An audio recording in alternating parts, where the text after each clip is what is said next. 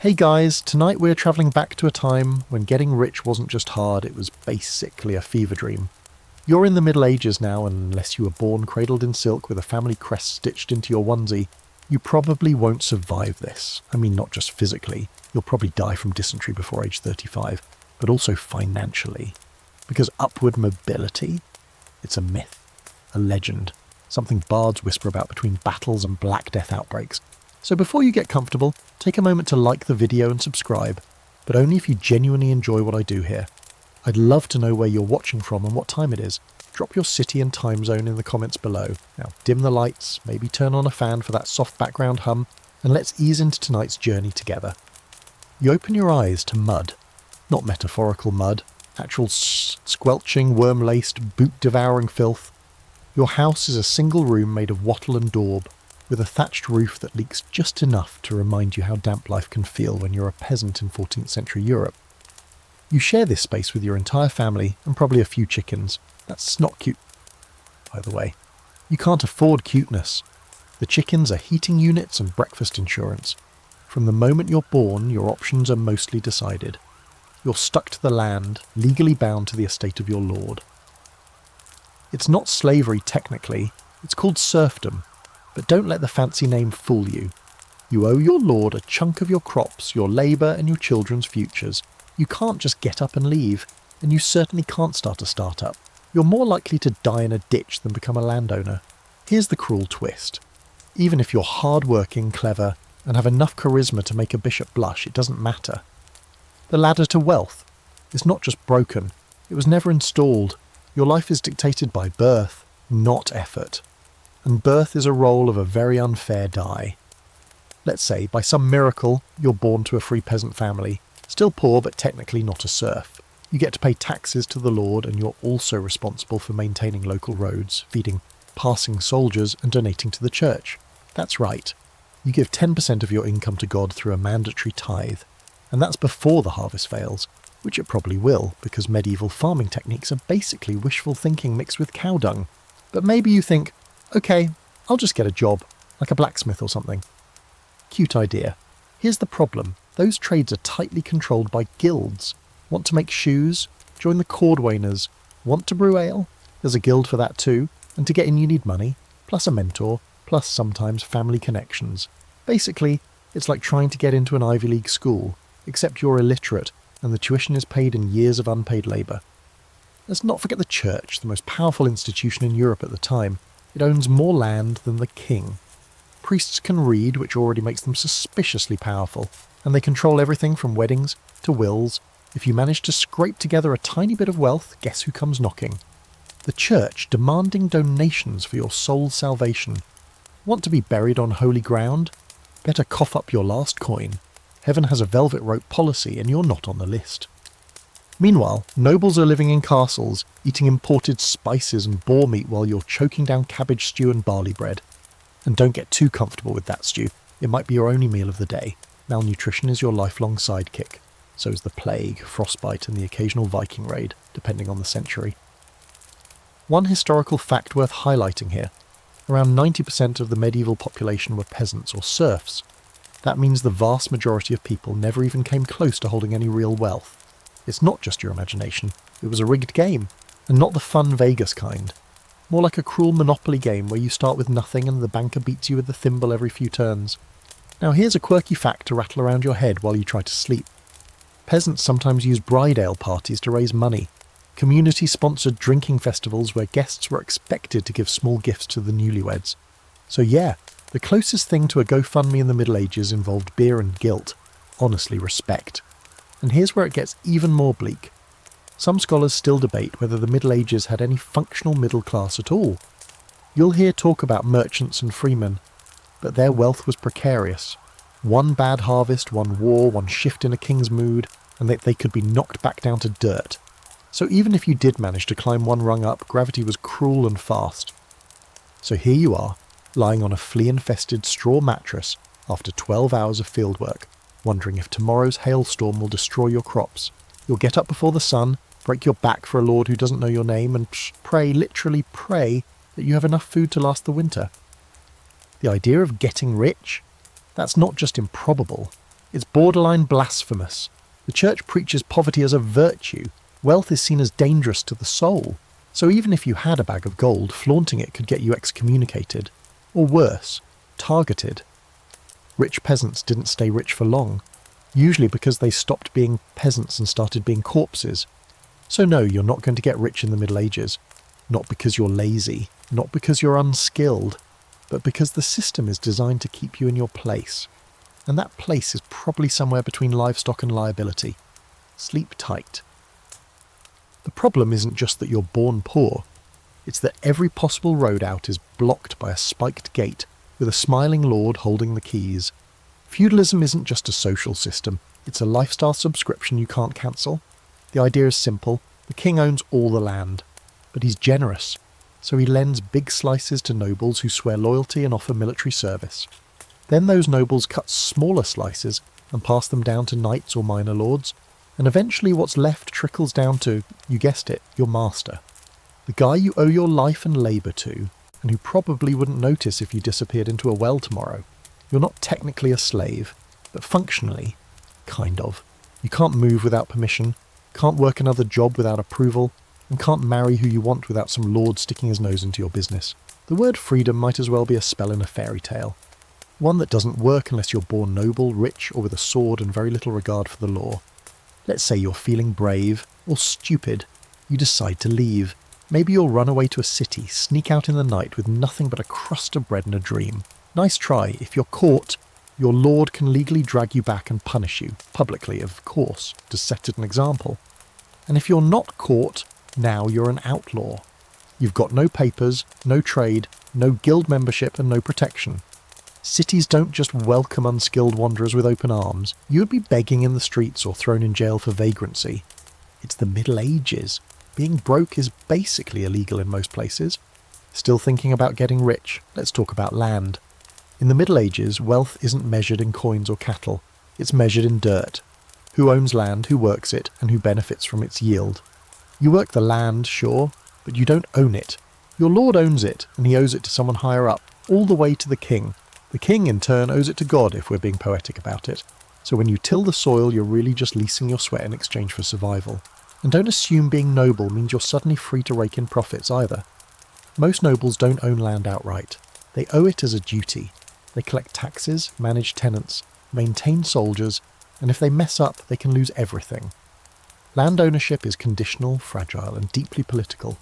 One bad alliance or a poorly timed war, and poof, your title and income vanish like smoke in a windstorm. Here's something historians often argue about. Was feudalism even real, or is it just a convenient academic label for a bunch of tangled local customs? Some scholars argue that feudalism, as we describe it, is a myth concocted by century historians trying to tidy up the chaos of medieval governance. Others say it was real, but wildly inconsistent, more patchwork quilt than system. Either way, one thing's certain. Wherever it did exist, it kept wealth locked away behind bloodlines and barricades. Now for a detail that might make you sigh into your pillow. You could technically become a knight if you performed military service and somehow got noticed by someone important. But that requires owning a horse, armour, weapons, and at least a tiny bit of noble blood. And last time you checked, your family tree was more bark than lineage. If you're not noble, you're cannon fodder, or rather pike fodder. In war, you might be conscripted to fight with whatever sticks you have lying around. You're not paid. Maybe you're fed. And if you survive, you go home to find your field burned, your house looted, and your wife very unimpressed with your glory. Oh, and in case you thought peasants could earn land through years of good service, nope. That's not a ladder anyone wants you climbing. The whole system is designed to keep land and power in the hands of a few. If you suddenly became rich, you'd disrupt everything. Inheritance rights, local economies, the social order. You might as well announce you've turned water into wine. People would be impressed, then deeply suspicious, then angry. A fringe fact to toss into the mix. Some regions had bizarre customs that allowed peasants to gain temporary rights to land by doing extremely specific acts. In parts of Scotland, for instance, if a man built a fire and slept on a piece of land for a night, it could count as a legal claim. Of course, this rarely worked out well, since lords weren't exactly thrilled about squatters with bonfires. Most of the time, you'd get dragged off the next morning, or worse. And if you're thinking of buying land, First, you'd need gold. Actual gold. Not chickens, not favours, not IOUs. And even then, you would have to convince a noble to sell it to you, which they wouldn't, because selling land to commerciers was like giving your family heirlooms to a raccoon. Not happening.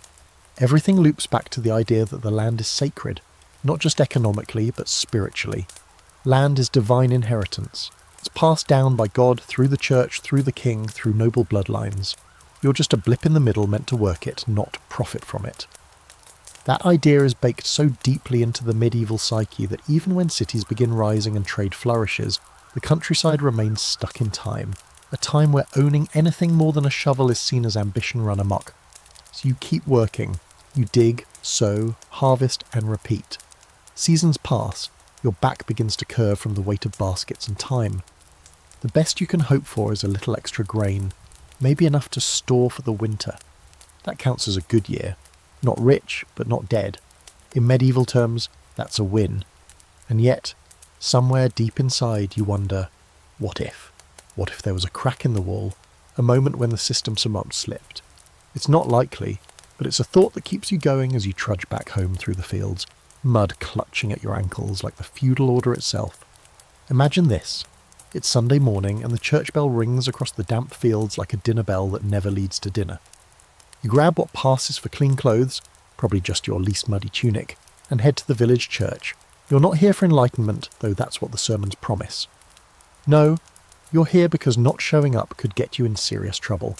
And because, of course, it's time to pay the tithe. Now here's the thing about tithes. They sound reasonable in theory, just 10% of your income, right? Except in the Middle Ages, income is usually crops or livestock, not coins. So when the priest stands at the altar and gently reminds everyone to give unto God what is God's, what he really means is fork over your barley, your eggs, your wool, basically whatever keeps your family alive. And guess what? God, oddly enough, has a taste for the good stuff. Let's say you've had a decent harvest this year, not miraculous, but you won't starve. Then the local priest shows up at your door, escorted by a tithe collector who looks like he eats better than anyone in the village. He points to your grain sacks and says, "This one's for the church." You try to argue. Gently, of course. But arguing with the church in the 14th century is like telling the ocean it's too loud. You don't win, you drown, and no, you don't get to pick your 10%. The priest does. He takes the best sheep, the finest bushel, maybe even that goose you were saving for your daughter's wedding. God provides, he says, smiling. Yeah, through you. You provide and God collects. The reality is that the church in the Middle Ages isn't just a spiritual institution. It's an economic machine. It owns land. It collects taxes. It rents out fields. In some places, monasteries own entire villages. They're landlords in robes, which means you're not just giving them tithes, you might also be paying rent to monks. Holiness has overhead, apparently. Here's a spicy historical fact. The church was exempt from most royal taxes, but still demanded payment from the laity. So you're giving up part of your harvest to an organisation that doesn't even have to support the wars or roads you're taxed for elsewhere. It's like being stuck in a medieval subscription service that renews annually, except you can't cancel, ever. And it gets better. Sometimes when things are really bad, like after a plague or a drought, the church increases its demands. Give more, they say, and God might show mercy. As if the black clouds gathering over your barley field are waiting to see whether you donate a second goat. And don't even think about withholding. That's not stinginess. That's sin. And sin has consequences, eternal ones. It doesn't stop at tithes. There are fees for baptisms, marriages and funerals. Want to make sure grandma's soul isn't trapped in purgatory for the next 3 centuries? Better pay for some masses. Want your newborn sprinkled with holy water? Better drop a few coins into Father Benedict's collection box. Or, give him a wheel of cheese. Either works. God's love is free. Access to it? Not so much. Here's a lesser-known quirk for your nighttime brain to gnaw on. In some parts of Europe there were corpse taxes. That's right. If someone in your family died, you owed the church either their best garment or something of value, usually a form of payment called a mortuary fee. Dying was expensive, Sometimes people tried to bury their loved ones quietly to avoid it. You can probably guess how well that went over. But here's where the trap gets especially twisted. You might think the church, with its wealth and influence, would at least be interested in helping people rise up. better themselves, escape poverty. Nope, that wasn't the goal. In fact, poverty was preached as a virtue. Being poor was seen as spiritually pure, closer to Christ. Wealth, on the other hand, made you morally suspect, unless of course you were the church. Then wealth was for the glory of God. Convenient, huh? Some scholars argue that this moral framing was crucial in maintaining the medieval status quo. By sanctifying poverty, the church kept the poor obedient and discouraged social climbing. If you dared to dream of wealth, you weren't just rebellious, you were ungodly. Better to stay humble, hungry, and full of prayer. This creates a wild paradox. You're struggling to survive, but if you try too hard to escape, you're seen as greedy. If you succeed, you might be labelled a heretic or a sinner. There's no winning, just different shades of loss. You start to notice how the village reacts when someone does slightly better than the rest. Maybe they had a bumper crop or inherited a cow. Whispers start. The priest casually mentions pride during the next sermon. People get jealous, suspicious. In a place where everyone's starving, even a little extra makes you a target. And yet, for all this, the church remains the centre of your life. You can't avoid it. It's where you go for hope, comfort, and community. And to be fair, priests sometimes offer actual help. They bless the sick, bury the dead, and provide a sense of order. But the economic bite is always there, lurking under the incense and Latin hymns. You fall asleep some nights wondering what God actually wants. Does he really need your last sack of flour? Does he care if your son goes barefoot this winter because your family had to give their best tunic for a funeral mass? No one knows. Or if they do, they're not telling peasants like you. But let's not forget, the people collecting the tithe, they don't live in hovels. They drink wine, not ditch water. Their robes are clean. Their meals come regularly. You can't help but notice the irony when a man preaches sacrifice from the comfort of a stone rectory. Still, next Sunday, you'll be back at church, kneeling, offering, hoping. Because even in a system designed to drain you, faith is sometimes all you've got. That, and the faint hope that your children might have it just a little easier, or at least fewer tithes. So maybe you're thinking, all right, farming and tithing are a dead end, but I'm good with my hands. What if I pick up a trade? Blacksmithing, brewing, tailoring, some honest work in the city. Maybe you move to town, live near the market square, open a little shop with a clever sign, and rake in the medieval equivalent of a six-figure income. It's a cute idea. Very modern of you. But in the Middle Ages, trades don't belong to people. They belong to guilds. And guilds are like medieval country clubs, except with more rules, more gatekeeping, and zero chance you're getting in unless your great-uncle was already a member. Let's say you want to make shoes. You're not just going to cobble them together in your shed and sell them to passers-by. That's illegal. Yes, illegal. Because every trade is controlled by a guild, and guilds are serious about their turf. If you try to operate outside one, expect fines, public shaming, or a friendly visit from a few apprentices who'll help you reconsider your unauthorised business venture. They may bring hammers, not the metaphorical kind. To join a guild, you've got to start as an apprentice. That means years of unpaid labour under a master craftsman, doing grunt work, sweeping, cleaning, fetching materials. If you're lucky, the master might teach you a bit of the actual craft. Eventually, if you survive long enough and don't annoy the right people, you become a journeyman. That's when you can start earning wages, but only under someone else's name and licence. And then maybe one day you get to submit a masterpiece, literally, to be judged by the guild. If they approve, you become a master yourself. But let's be honest, they're not exactly itching to let in new competition. Here's the twist.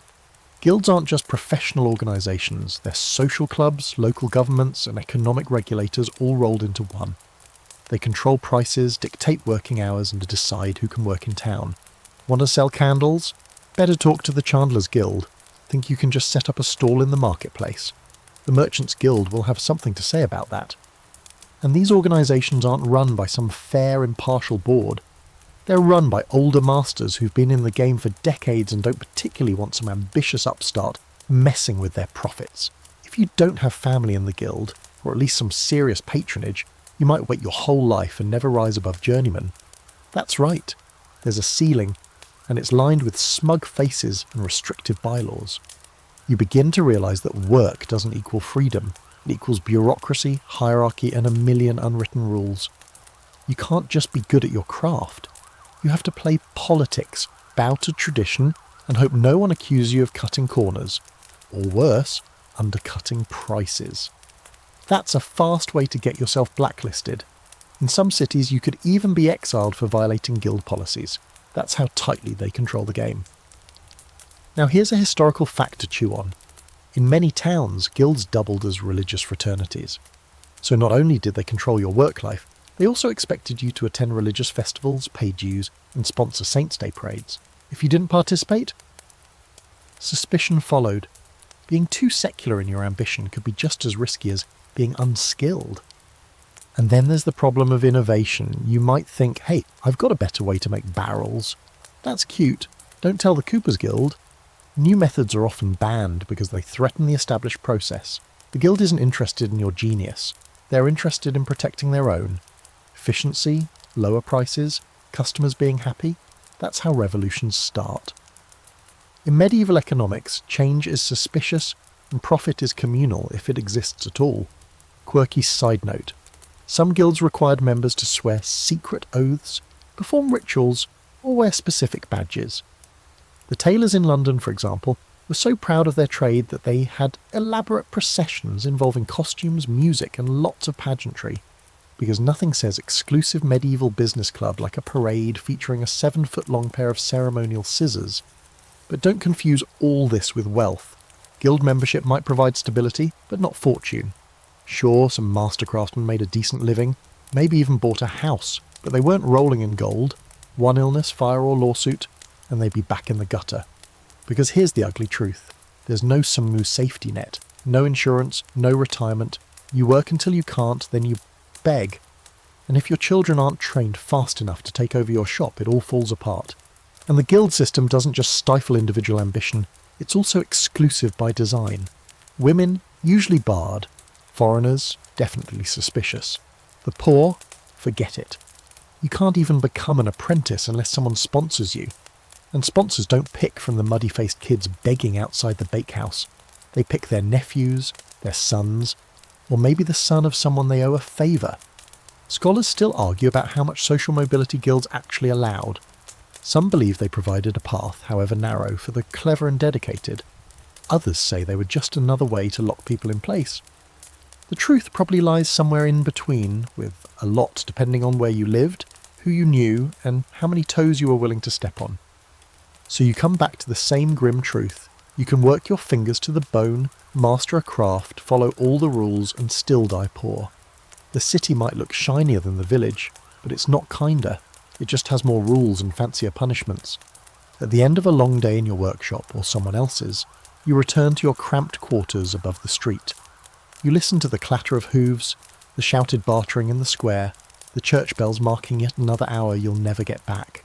You sit by the hearth, rubbing your calloused hands, and wonder, is this what progress feels like? You left the fields to escape the mud, and somehow you still feel stuck in it. And then tomorrow you'll wake up and do it again. Because the guild doesn't care if you're tired, the city doesn't care if you're dreaming, and wealth? That's still out of reach, tucked behind velvet ropes and golden coats of arms. So maybe the fields are hopeless and the guilds are a bureaucratic nightmare, but what about the cities themselves? Surely these bustling medieval towns, full of traders, craftsmen, travellers members, and monks, offer a real shot at fortune, right? A place where a clever, gritty person like you can carve out a future. After all, everyone's always saying go to the city like it's some glittering promise just over the hill. The streets may not be paved with gold, but surely they're at least paved, period. Spoiler, they're not.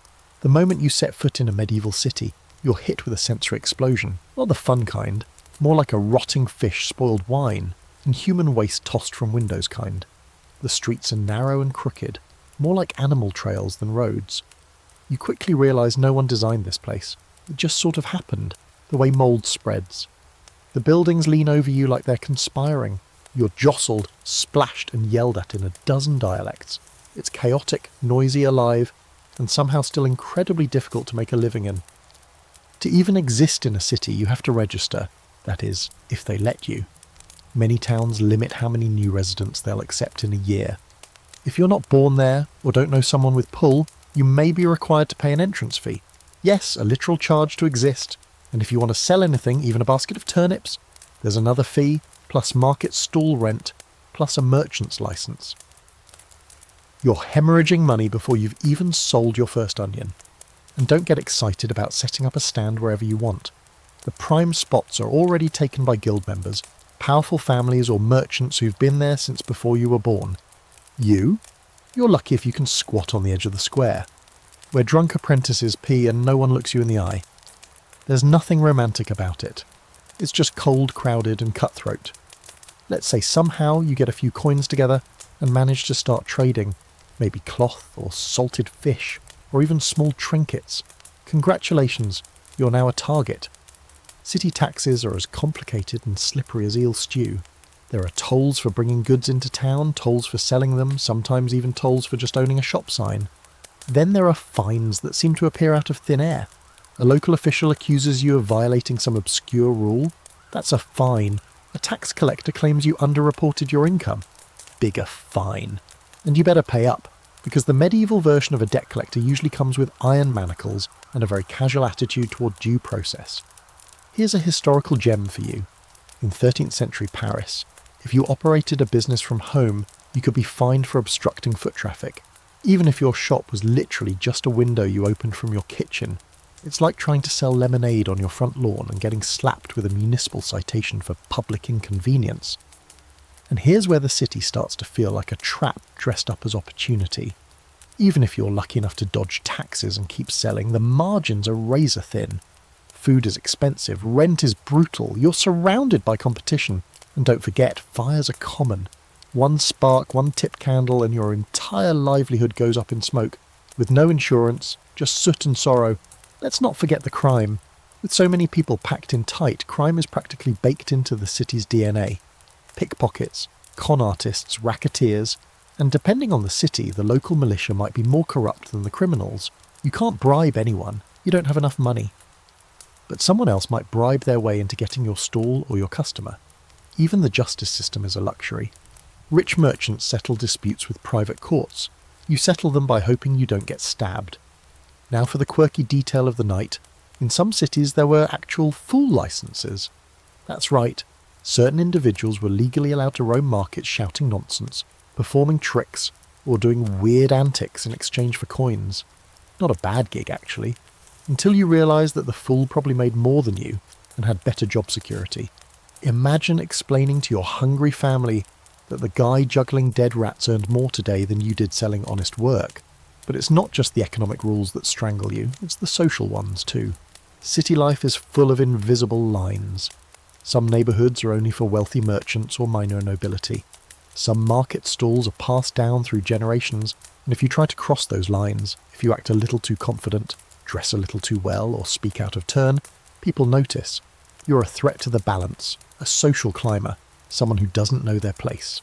Some scholars argue that medieval cities were the birthplaces of the middle class, that trade and commerce offered a path out of poverty, and sure, in theory, there were moments when a clever merchant struck it big. But these are the exceptions, not the rule, and even those merchants often had to marry into noble families or buy titles just to protect their wealth. Because money without status, that just made you a target for jealous rivals and greedy officials. Even when opportunity shows up, it comes with strings. Let's say you do well enough to hire help. Great, you're an employer now, but that means you're responsible for their mistakes. If they steal, cheat, or offend the wrong customer, guess who gets fined? You. And if one of them gets injured, you might be on the hook for paying the local healer. There's no workers' comp, just guilt and financial ruin. You go to bed in your cramped upper floor room, where the walls sweat and the floor creaks under your every step. Rats skitter across the beams overhead. Outside you hear a thief being chased through the alley. Then silence. The air smells of smoke and damp wool. You've made a little money, sure, but you're not closer to rich. You're just surviving in a slightly taller cage. Tomorrow, you'll wake up, haul your goods to the market, dodge another round of taxes and fines, and hope no one burns your stall down in the night. You're not rising, you're treading water in a moat, and the drawbridge is never going down for people like you. Let's talk inheritance, or rather, the crushing disappointment that is not inheriting anything. You'd think after a hard, mud-splattered life of loyalty, taxes, guild dues and religious obedience, you'd at least be able to pass something on to your kids. A little land, a few tools, maybe even a cow with most of its teeth. That would be a nice reward for surviving decades of plague, frost and church bells. But no, In medieval Europe, inheritance was less about keeping things in the family, and more about ensuring wealth stayed concentrated exactly where the system wanted it, at the top. Welcome to the cold rules of primogeniture, that elegant little law which says your entire estate goes to your eldest son. Not all your sons, not split equally, just one, usually the firstborn male. So if you've got 4 sons and 2 daughters, the rest are out of luck. They either beg for charity, enter the church, or try to marry up, which is hilarious since they have nothing to offer but a last name and a chip on their shoulder. And don't even get started on daughters, inheritance for girls. That's where things get even more twisted. Daughters were expected to marry, and their share of the inheritance, if they got one at all, was usually transformed into a dowry. That's right, your daughter's portion of the family's wealth becomes a bribe just to get her a husband. And once she's married, her property legally transfers to her husband. She owns nothing. He owns everything, including, in most cases, her. Now maybe you're from a region where partible inheritance is practiced. That's where assets are divided among children more equally. Sounds fairer, right? Sure.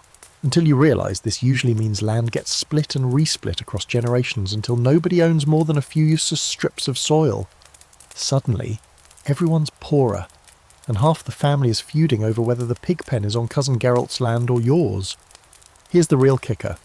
Unless you're a landowner or tradesperson with documented property, there may not be much to pass down anyway. Most peasants didn't legally own the land they worked. It belonged to the lord, remember? So when you die, your house and field don't go to your son, they revert back to your master, who decides whether your son can keep working them. Sometimes he allows it, sometimes he doesn't. Sometimes he charges a relief, a kind of inheritance fee that basically means, yes, you can inherit your father's stuff, for a price. That fee could be a handful of livestock, a sack of grain, or money, which your grieving son may or may not have. If he can't pay, the land gets reassigned. Simple as that. So no, death isn't just sad, it's an economic catastrophe, especially if you didn't plan ahead. And planning ahead in the Middle Ages is a laughable concept when your biggest challenge is not freezing to death every winter. And if you do manage to leave something behind, land, a shop, a cow, it's vulnerable. You need written documents, often in Latin, and verified by local officials. If anyone disputes it, a neighbour, a greedy cousin, or even the church, it can be tied up in legal limbo. And guess who doesn't have time for courts and paperwork? Your grieving, hungry, possibly illiterate family. Fun fringe fact. In some areas, if you died without a will or any clear heirs, your belongings were considered bona vacantia, vacant goods, and automatically became property of the crown, the church, or the local lord. Imagine toiling for decades, saving every crumb, only to have it all scooped up by some baron's clerk with a nice hat and a wax seal. Oh, and here's the special horror of widows. If your wife survives you, she might be entitled to a dower, usually a third of your property's income for the rest of her life. Sounds decent, until your heirs decide they don't like her sticking around and start accidentally forgetting to share the harvest. Widows had to walk a razor-thin line. Too poor and they were abandoned, too independent, and they were accused of witchcraft. No pressure, Grandma. Now let's talk about orphans. If both parents die, and with plagues, war and childbirth it happens a lot, their children don't automatically get their estate. Instead, a guardian is appointed. This guardian is supposed to look after the children and manage their inheritance until they come of age, but supposed to does a lot of heavy lifting here. Plenty of guardians stole or mismanaged funds, married off young girls to gross old men for political gain, or simply vanished with the assets. And there's no hotline to call, no complaints department. If you're an orphan in the Middle Ages, you better hope your guardian isn't a jerk. And honestly, what are the odds? Scholars still debate how much inheritance systems actually limited mobility. Some argue that even in rigid systems like primogeniture, younger sons could join the church, become soldiers, or marry into merchant families to gain wealth. Others point out that these options were thinly disguised forms of economic exile. It's not a choice if the alternative is poverty. Let's say you're the second son of a minor landholder. Your brother inherits the estate. You get a blessing and a pat on the back. Maybe you become a priest, but only if you can read, and literacy is as rare as honesty in a tax collector. Maybe you go to war, but wars don't usually end in pension plans. Maybe you marry a merchant's daughter, but you're still looked down on by both classes. Too noble for trade, too broke for nobility. Welcome to the elite purgatory. The irony of medieval inheritance is that it was designed to preserve wealth, not distribute it. And in doing so it hoarded power generation after generation. Land stayed in the same families, titles were recycled, poor families remained poor not just because of bad luck or lack of effort, but because the law ensured their children would inherit nothing but the struggle. So when you're lying awake at night, staring at the low beamers of your cottage ceiling, or the mouldy rafters of your city loft, you start to wonder, what happens after I'm gone? Will my children be better off? Will they remember me as the one who changed their fate? The grim answer, more often than not, is no. They'll inherit your debts, your obligations, maybe your patched-up boots, and then they'll start from zero, just like you did. Welcome to the family tradition. Let's pause for a moment and talk about money. Cold, hard, clinking coins. Because even if you couldn't inherit land or become a guild master, maybe, just maybe, you could hoard enough silver and gold to claw your way up the ladder. Rich is not tied to titles or land, but jangling in a pouch on your belt. Sounds promising, right? Well, buckle up. Because in the Middle Ages, money wasn't just elusive, it was actively working against you. For starters, let's clarify that most people didn't use coins in daily life. Trade was largely barter-based. Chickens for cheese, grain for cloth, labour for shelter. Actual coins were rare and precious, especially in rural areas. You could go months, even years, without touching real currency. So even the idea of saving was mostly theoretical. You can't stash a goat under your bed, not unless you like waking up to a hoof in the ribs. Now let's say you do get your hands on some coins. Are they stable? Hilariously, no. The medieval monetary system was a hot mess of clipped edges, unpredictable values, and wildly fluctuating metal content. Every region had its own coinage, sometimes multiple types, each one with different weights, designs, and precious metal purity. A silver penny from England might not be worth the same as a silver penny from Flanders, and sometimes they weren't even accepted outside their own villages. Even worse, rulers loved debasing the currency. When a king or local lord ran out of money, which, spoiler alert, happened constantly, they'd recall the existing coins and mint new ones with less silver or gold. To the naked eye, the coins looked the same, but their actual value had been quietly shaved down, often quite literally. Sometimes a coin's precious metal content was reduced by half, while the face value stayed the same. That means if you'd saved up a pouch of the old coins, your wealth could vanish overnight. It's medieval inflation with a dagger twist. And speaking of clipping, people would literally shave slivers off coins and melt them down to sell. It was illegal, of course, but widespread.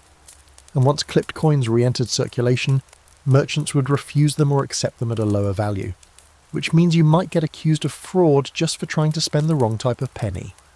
It's like trying to pay for coffee with a dollar bill that someone else already tore in half. Now, here's a wild historical fact. During the 13th and 14th centuries, some monarchs minted coins that were so unpopular or unstable, people resorted to using foreign currency instead.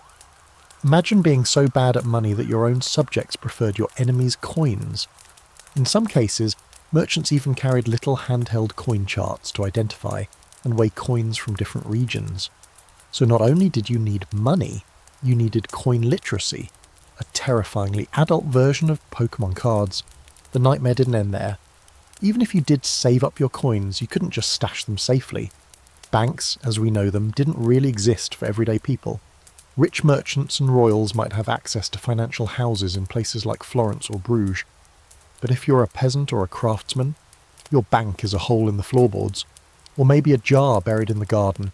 And if someone finds it, it's gone. No insurance, no fraud claim, no helpful customer service rep asking how they can improve your experience. Let's say you try to carry your savings with you. Problem: theft. Bandits love travellers with coin purses, so do pickpockets, city guards, dishonest innkeepers, and desperate neighbours. Flashing money is risky. Even just appearing to have money can make you a target. If someone accuses you of theft or fraud, especially if they outrank you, you're probably guilty by default. Justice in medieval courts often ran on a delightful cocktail of bias, hearsay, and trial by ordeal. Hope you enjoy being dunked in a river to prove your innocence. Now for the fringe weirdness. In some towns, coins were periodically recalled and re-stamped to maintain control over the economy. If you failed to exchange your coins during these periods, they became worthless. It's like waking up to find that all your 20s are now decorative napkins. because the king redesigned the money and forgot to send you a memo. Some people tried to game the system by melting down coins to sell the metal itself, but this often got you branded a counterfeiter, a crime punished with delightful creativity, mutilation, branding, or public execution. And before you ask, no, the line between melting coins for metal value and counterfeiting was not clear. It depended entirely on who you were and who you offended. Scholars still debate how widespread coin usage really was among the lower classes. Some argue that coins flowed more freely in market towns and growing cities, and that some peasants did in fact save small sums. Others say the entire idea of saving money was alien to most medieval people. The truth likely lies somewhere in between, but regardless, the system was designed to protect wealth at the top and keep everyone else swimming through economic fog. Even if somehow you managed to accumulate some coins without being robbed, taxed or falsely accused, there was still the final trap. What could you really do with it? Buying land required noble permission. Starting a business meant appeasing a guild. Buying fancy clothes or luxury goods could get you in trouble for violating sumptuary laws, but we'll get to those in more detail later. For now, just picture yourself after years of brutal labour, cautious spending, and hiding your wealth like a dragon hoarding bottle caps. You finally have enough to improve your life. But the marketplace is hostile, the laws are vague, and your money can lose value at the whim of a monarch's mood swing. So you keep hoarding, afraid to spend, afraid to be noticed. You're not building wealth, you're stockpiling anxiety in coin form. At night, when you hide your little pouch of silver under your mattress, or in the chimney, or behind a loose stone, you don't feel rich, you feel hunted. You listen to every creak and footstep, worried someone might guess your secret. Because in a world where riches are traps, even having money is dangerous. Let's say you've been clever, careful, maybe even a little lucky. You've dodged feudal obligations, paid your guild dues, slipped under the radar of sumptuary laws, and saved up a little nest egg of precious coin. At this point you're thinking, time to invest, time to level up. But you're short on what really moves the world, capital. And that brings us to the next medieval nightmare, borrowing money.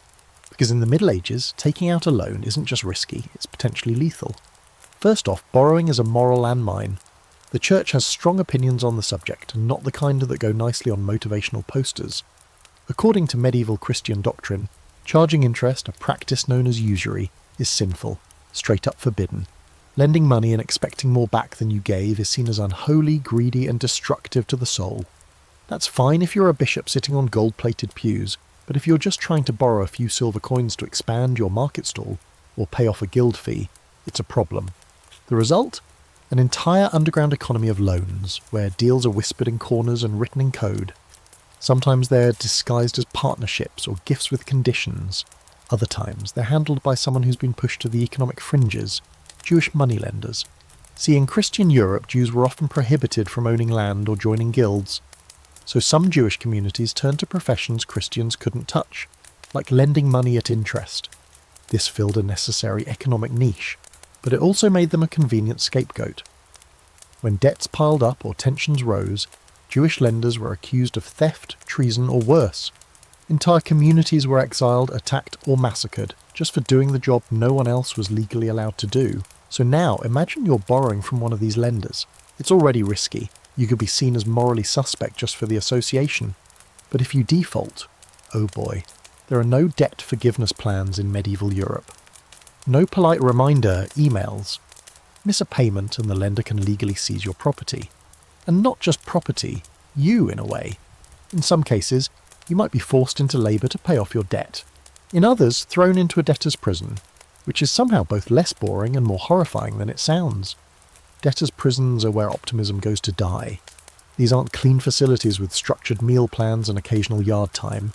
We're talking lice, rats, darkness, and the constant stench of despair. You're chained up, often in a communal space with others who also couldn't afford the rising price of barley or made the mistake of betting on a bad harvest. There's no guarantee you'll ever leave. You might rot there until someone pays your debt for you, which probably won't happen, or until your health fails and you're carted out like yesterday's trash. And sometimes your punishment doesn't even wait for a court.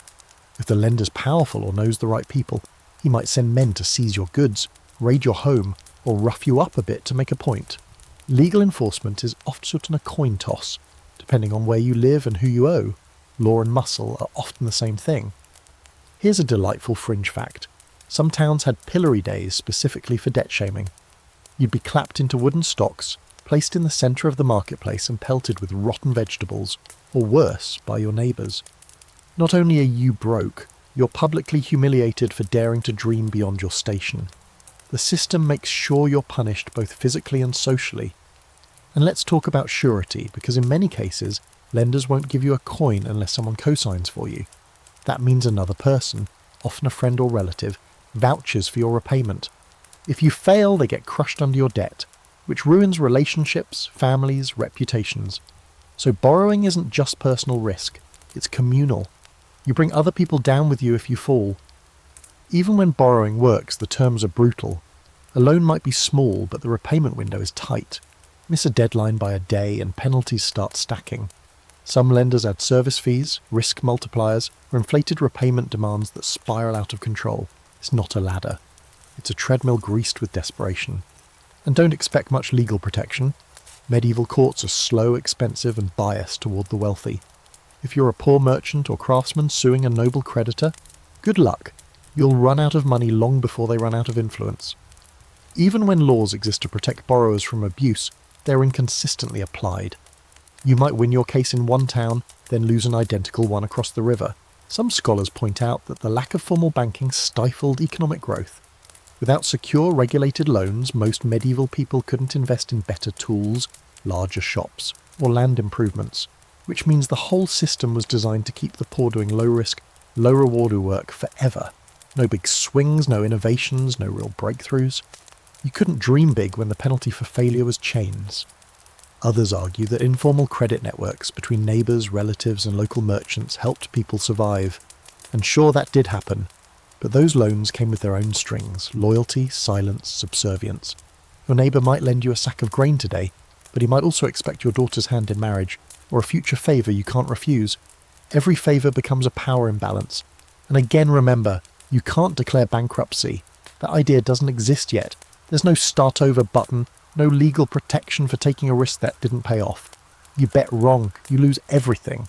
And by everything we mean freedom. So when someone in your town starts bragging about a big plan, a merchant trip to Venice, a mill expansion, a new brewing venture, you don't think, wow, what a visionary. You think, how long until the noose? Because the odds aren't just stacked against them, they're wrapped in barbed wire and dipped in boiling pitch. And yet people keep borrowing. Because sometimes it's the only option. Because sometimes the hunger is worse than the risk. Because in a world where wealth is locked behind gate after gate, sometimes the only way forward is through a very dangerous door with a very small key. So now we've slogged through land laws, inheritance traps, guild gatekeeping, and financial quicksand. But maybe you're thinking, hey, what about the other half of the population? Surely if you were a woman in the Middle Ages, the wealth game played out differently. Oh, it did. Just not in the way you're hoping, because if you thought men had a hard time getting rich back then, try doing it in a world where your economic status is tied directly to your womb and your father's ability to make a good marriage deal. From the second you're born as a girl in medieval Europe, your fate is basically engraved in goat hide. You're not expected to earn wealth, own property, or rise through merit. You're expected to be married off, preferably while you're still young and fertile enough to secure an alliance or bring honour to the family. Romance? Cute, but not relevant. In economic terms, you're a commodity, and if you're lucky, a well-maintained one. Let's start with the basics. As a woman, you have almost no legal identity outside of your relationship to a man. You're someone's daughter, someone's wife, maybe someone's widow. If you're unmarried, you're either a burden or an anomaly. If you're married, congratulations. You now legally belong to your husband. That's not poetic. That's the literal legal framework. In most regions of Europe, married women couldn't own property, couldn't make contracts, and couldn't appear in court without a male representative. Your money, his, your dowry, also his, your body, don't even ask. And what about work? Sure, some women worked. In markets, in households, on farms. But these jobs were almost always low-paying and seen as supplemental, not respectable. Even women in guild families were often barred from becoming full members, no matter how skilled they were. You could assist, supervise, manage the accounts, but when it came to recognition or ownership, you were invisible. In some rare cases, widows inherited their husband's workshop or trade rights, but even then, it was usually temporary, just long enough to pass the business on to a son or male apprentice. A woman running a business long-term, suspicious, unnatural, possibly a witch. You laugh, but people were literally burned for less. One historical exception worth mentioning: Brewsters, female brewers, did exist, especially in the early Middle Ages. Brewing was considered an extension of household duties, so women could sell ale out of their homes. For a while, it was even one of the few respectable professions open to common women. But over time, as beer became more commercialised and profitable, guess what happened? Men took over. Guilds formed. Women were pushed out, accused of making inferior ale, or again dabbling in the occult. So even in a niche where women briefly thrived, the door eventually slammed shut. Here's a weird fringe fact for your bedtime brain. In parts of England, a woman could be declared legally femme sole, under very specific circumstances, meaning she could act as an independent legal entity. This applied mostly to widows and single women who ran their own businesses, but these cases were rare and often contested. And even when granted, the status could be revoked at any time, especially if she married. Independence wasn't a right, it was a loophole. Now let's talk about wealth via marriage. The girl's family had to provide a dowry, a package of land, money, goods or livestock given to the husband to sweeten the deal. That's right, your family had to pay someone to take you off their hands. And the bigger the dowry, the better your marriage prospects. So if your family's poor, you're in trouble. You either end up married to someone old, unpleasant, or economically useless. Or worse, you don't marry at all and get shuffled off to a convent. And let's be clear, a convent wasn't always the peaceful, candle-lit haven it appears to be in paintings. Yes, nuns could get an education and sometimes managed land or abbey affairs, but most convents were strict, underfunded, and freezing cold. Some had rats. Others had rules so intense they made marriage seem relaxing. And no, you didn't necessarily get to choose the holy life. If your family couldn't afford a dowry, the church was your fallback, not your calling. What if, despite all odds, a woman does become wealthy? Maybe through inheritance, widowhood, or an unusually liberal local law? Time to celebrate. Not quite. Because now she's a target. People will question her morals, her legitimacy, her very sanity. A woman with too much power was often labelled unnatural, dangerous, or of course, a witch. Accusations didn't need evidence, just gossip and a few bad harvests. Suddenly your money isn't protection, it's kindling. Some scholars argue that women in certain cities, especially merchant towns like Florence or Bruges, had more agency than we give them credit for. And it's true. There are documented cases of women running textile businesses, managing properties, even acting as moneylenders. But these were exceptions. Most women were trapped by the iron triangle of poverty, patriarchy and church doctrine, a triangle with no exits. And motherhood? That's not a reprieve, it's another economic weight. You're expected to birth, feed and raise children without dying yourself. Which is statistically optimistic. Pregnancy is dangerous, childbirth more so. You have no control over whether you survive it, and if you don't, there's no system in place to support your children. Your economic value peaks when you're young and fertile, then declines fast. There's no retirement plan, just fading into invisibility, or if you're lucky, becoming a cranky old matron with a bit of say in the household, still beneath your sons, of course. Even noble women with their silks and status weren't exactly free. Their marriages were political. Their wealth was often symbolic. A dowry might be large, but it was administered by her husband's family. If he died, she could be married off again without her consent. If she tried to assert too much control, she might be locked away in a tower. Not metaphorically, literally. So you see, for half the population, wealth wasn't just difficult. It was systemically denied. You couldn't earn it, inherit it, keep it, or use it without some man stepping in to say, "I'll take it from here." And the system was built that way, on purpose.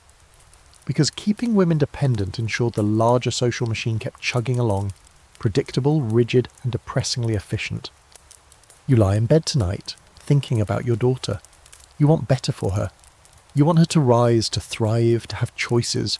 But deep down, you know the rules haven't changed. They just have different names.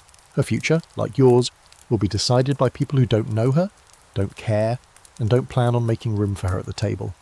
So let's say you're somehow pulling this off. You've dodged all the usual death traps, guild restrictions, inheritance dead ends, land laws, crooked coinage. and the lifelong financial horror that comes with being born female. You're surviving, maybe even saving a few coins.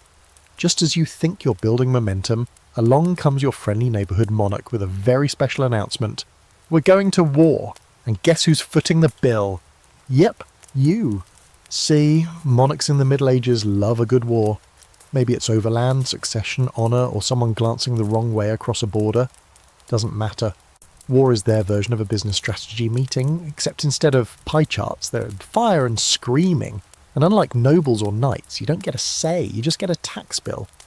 War means armies, and armies need supplies. Swords, horses, food, armour, ale, tents, and an endless supply of poor people willing to carry things and bleed for someone else's cause. Where does that funding come from? Royal treasuries, sure, but those are rarely enough.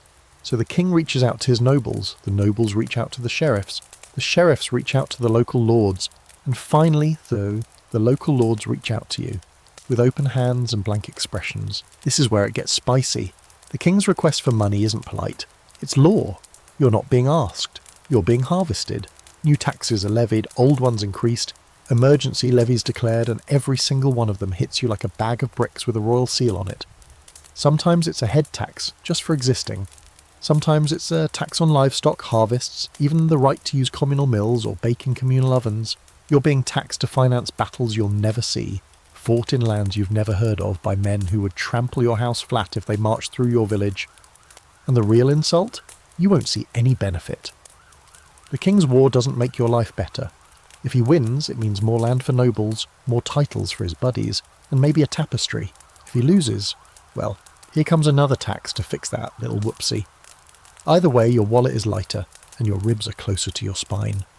Historical fact for you, during the 100 Years' War between England and France, both sides imposed repeated emergency taxes on the population to fund endless campaigns.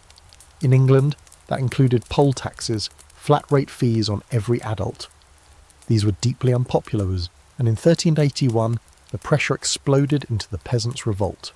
But more on that later. Now you might think the rich are bearing the brunt of this. After all, nobles have land and gold, right? Oh no, they have privileges, which is code for they pay less. They negotiate their tax rates. They offer military service instead, or they simply bribe their way into exemptions. Meanwhile, the crown keeps the pressure on you. Because you don't have lawyers or knights or cousins in parliament, you have cabbages, and those can't argue. Sometimes the tax collectors don't even know how much to take. The orders come down vague and the local lord just invents a number. Don't have it? You'll be forced to sell goods. Still short? He might seize your livestock, your tools, even your children's labour. There are recorded cases of villagers being imprisoned or physically punished for non-payment, because nothing inspires tax compliance like a public flogging. And here's a delightful fringe detail. Tax collection was often outsourced to tax farmers, private individuals who paid the crown up front for the right to collect taxes in a region. They'd then squeeze the locals for as much as they could, pocketing the difference. It was like a medieval pyramid scheme, except the only guaranteed outcome was your misery. What if you refuse? Maybe you decide you've had enough. You and your neighbours gather, pitchforks in hand, shouting that the taxes are unfair and you won't pay. Great. Now you're a traitor. The penalty for resisting taxes was severe. Anything from land seizure to hanging. There's no court of appeals, no sympathetic ear. You're defying the divine order. And that doesn't go over well with the crowd that thinks kings rule by God's will. So even if you were on a path toward prosperity, selling a bit more wool, gaining a tiny edge in the market, all of that gets vacuumed up the moment the crown needs to protect the realm. And wars are frequent, constant even. There's no decade without someone somewhere deciding it's time to expand a border or squash a rebellion. Some scholars argue that war taxes helped develop stronger state institutions, that they forced kings to build bureaucracies and standardise systems. That may be true from a political science perspective, but from where you're standing, in a leaky cottage with fewer chickens than last year, it just feels like another weight on your already broken back. And no, you don't get updates. No medieval CNN reporting troop movements or progress. You hear about battles months later, through rumours carried by travellers and monks. Sometimes the stories contradict each other. One tale says your side won gloriously, another says your lord was captured and your taxes are going to his ransom. Either way, you're paying. So you work harder, sell more, Try to stretch what little you have, but the taxes don't go away. They stack, layer after layer, year after year. Even your grandkids will still be paying for a war that ended before they were born. Because war isn't just hell, it's a forever invoice with your name on it, delivered by someone wearing a badge and a frown. You lie awake, staring at the beams above your bed, wondering if next season's tax will take your plough, your ox, or your last scrap of pride. You wonder how much more blood yours, your neighbours, your animals must be wrung out before the people in castles decide they've conquered enough. And when the bell tolls in the morning and the collector rides through town again, you'll stand in line. Because resisting is death and paying is survival. Not comfort, not progress. Just bare, exhausted survival. Let's say you've managed to claw your way out of the financial gutter. Maybe not all the way up to wealth, but enough to afford better clothes, nicer shoes, and maybe a hat that doesn't smell like mouldy oats. You've put in the hours, dodged debtors, bribed a few officials, hypothetically, of course, and started building a little reputation. So you decide to celebrate. A new cloak, a brighter dye, maybe a ring for your finger, or a few silver buttons to show that you've finally moved a smidge above desperately poor. But not so fast, fashion icon, because in the Middle Ages, looking rich, even if you're not actually rich, is a punishable offence. That's right. Enter the strange, nitpicky world of sumptuary laws, where the way you dress is policed with almost religious zeal, and upward mobility through appearances is not just frowned upon, it's forbidden. Sumptuary laws were meant to preserve the social order, which is really just a polite way of saying, "Oh, don't you dare try to look like your betters." These laws dictated what colours, fabrics, and accessories people of different classes were allowed to wear. In some places, even the shape of your clothing was regulated. Pointy shoes too long? Illegal. Fur on your collar when you're not a noble? Pay a fine. Wearing velvet when you're only a merchant? Scandalous. These weren't just idle threats either. If you wore something too fancy for your station, you could be publicly shamed, fined, or even forced to strip the item off in front of your neighbours. Tailors were also held responsible for making inappropriate garments. That's right. If your tailor stitched you a forbidden coat, he could be punished too. It's the Middle Ages version of getting your stylist arrested for giving you a celebrity haircut without a licence. The irony? The rich set these laws while breaking them constantly. Nobles wore outrageous flamboyant outfits dripping in jewels, silk and fur. And when they wanted to really show off, they passed new laws to make sure no one else could copy their look. It wasn't about fashion, it was about control. Because if peasants started dressing like the wealthy, how would anyone know who to bow to in the street? One historical fact. In 14th century England, a series of sumptuary laws dictated not just the clothing of commoners, but even the length of gowns and types of embroidery that could be worn by each class. Silk, reserved for knights and up. Gold trim, only for royalty. The laws were updated repeatedly because people kept ignoring them, especially rising merchants who had money but not titles, and that scared the pants off the nobility, metaphorically speaking. The logic behind all this was that outward appearance should reflect your God-given place in the social hierarchy. Wealth didn't define your status, birth did. So even if you made money, against all odds, trying to look the part of a noble was considered presumptuous and disrespectful. You were basically dressing in lies. Let's zoom in. You're a moderately successful cloth merchant in a small town. Business is good, and you finally afford a cloak dyed in Tyrian purple, a rich, regal shade that took hundreds of shellfish to produce. You wear it to market feeling proud, and then the bailiff shows up, says you're in violation of the local dress code, and slaps you with a fine equivalent to a month's earnings. Maybe more if you talked back.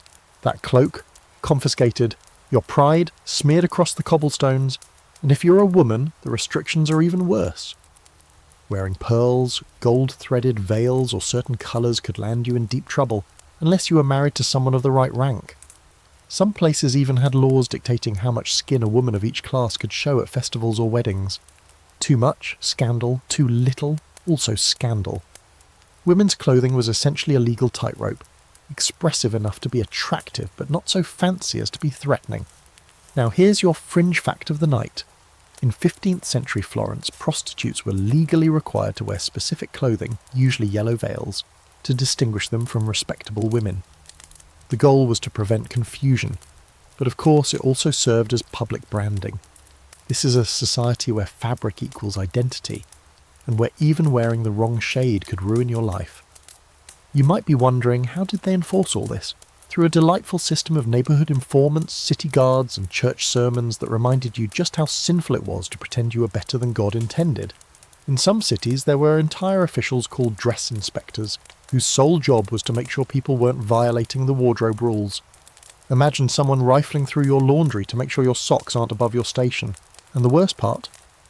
These laws weren't even about wealth control in the strict sense. You could afford the clothes. You just weren't allowed to wear them. It wasn't about poverty. It was about visibility. The ruling class feared that if everyone looked the same, people might start thinking they were equal. And if they thought they were equal, they might start asking uncomfortable questions, like why taxes were so high, or why they couldn't buy land, or why the nobility got to stab each other in duels while you couldn't even wear a nice belt. Some historians argue that sumptuary laws reflected a society terrified of change, that as towns grew, trade expanded, and merchants gained power, the old aristocracy clung to dress codes like lifeboats. After all, what good is a noble title if someone who sells wool can outdress you? But for you, the hard-working commoner who just wants to enjoy the fruits of your labour, it's a cruel joke. You work harder than the lord who taxes you, save more carefully than the bishop who scolds you, and is dressed better than the knight who drinks away his inheritance. But the moment you step out in a tunic too fine, the world snaps back. Know your pace. So you go home, strip off the forbidden cloak, fold it, hide it, maybe sell it before someone reports you again. You stare into your tiny mirror, see your tired form, your rough hands, your threadbare undershirt. You remember why you wore that cloak in the first place. Well, it wasn't vanity, it was hope. But hope is suspicious here. Hope gets you taxed, fined and punished. And above all else, hope gets you noticed. And in the Middle Ages, when the rules are this rigid, being noticed is just another trap. All right, let's get morbid, because what's a medieval bedtime story without a little apocalyptic dread? You know the Black Death, right?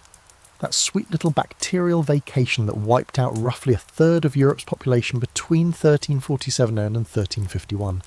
That number isn't a typo. 1 out of every 3 people died, often in less than a week. Cities went quiet, villages emptied overnight, entire families just disappeared. And for a brief, strange moment in time, it looked like the plague might be the best thing that ever happened to poor people. I know, that sounds awful. But for the survivors, the sudden labour shortage created what looked suspiciously like opportunity. Fields were abandoned, workforces shrank, and with so few hands left to tend crops or workshops, lords and city officials got desperate. Wages rose, workers could negotiate. Serfs, once chained to the land, began walking off estates to find better deals elsewhere. For the first time in living memory, the underclass had leverage. It didn't last. At first, it seemed like change was coming. People started thinking, wait, maybe I don't have to live like a plough mule anymore. Maybe I can move to a new town, charge more for my work, even save a little. For a brief flicker of history, the hierarchy wobbled. Rich landowners saw their profits shrink while peasants took on airs they hadn't dared before. Some even bought nicer clothes, watch out for those sumptuary laws, moved into abandoned houses or started working for themselves. And then the backlash came, fast and furious. In response to rising wages and peasant bargaining, kings and nobles across Europe rushed to clamp down. In England, for example, the government passed the Ordinance of Labourers in 1349 and later the Statute of Labourers in 1351. These laws made it illegal to ask for higher wages than what you'd been paid before the plague. Let that sink in. You survived the worst pandemic in European history, half your village is buried in a pit, and now it's illegal for you to ask for a raise. What's more, moving to a better paying job, also banned. You were expected to stay put and accept your lot no matter how short-handed your employer was or how skilled you'd become. These laws weren't just enforced on paper, they were enforced with jails, beatings and fines. Some workers who tried to leave estates were branded as criminals, literally burned with hot irons to mark them as fugitives. And here's a little-known historical twist. Because there were so many corpses, survivors sometimes stumbled across abandoned valuables. Jewellery, tools, furniture, things left behind by entire families that had died without heirs.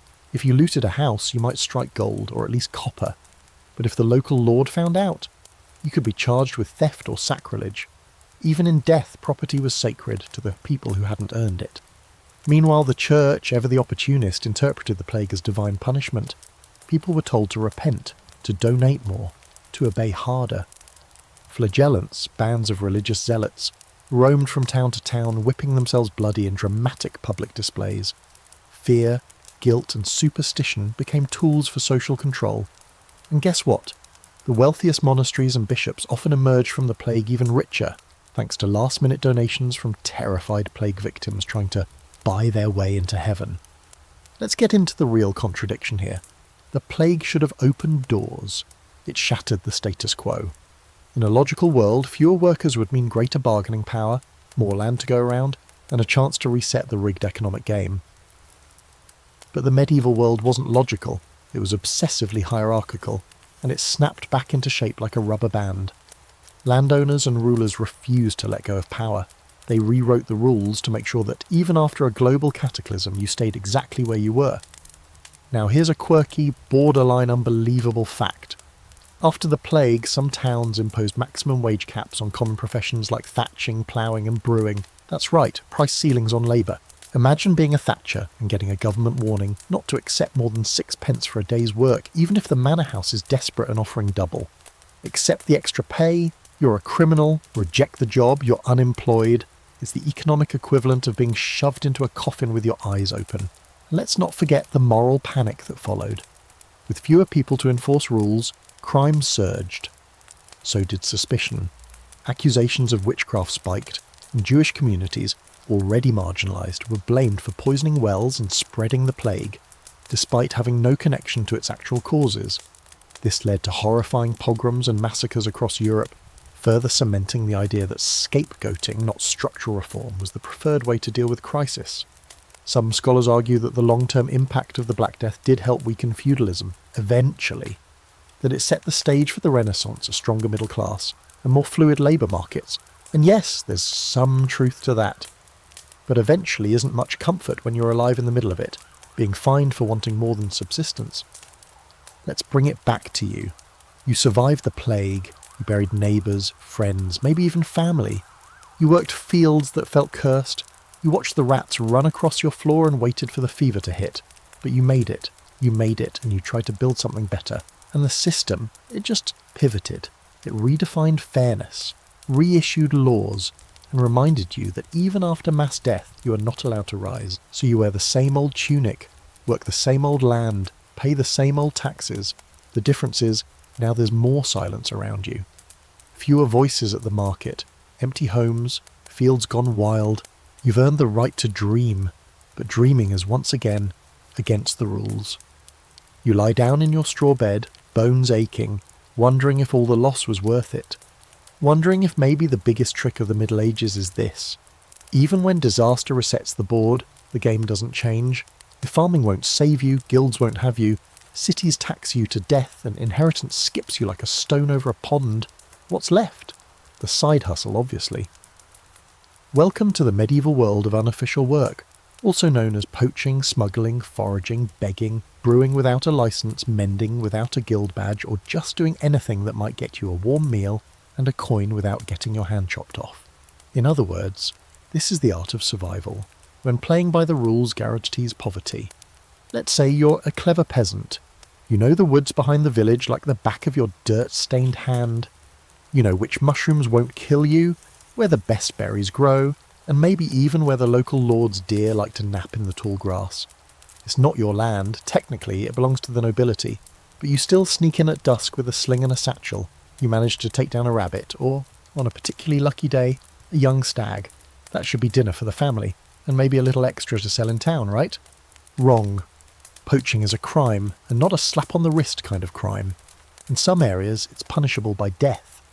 The forest belonged to the nobility, and hunting privileges are jealously guarded.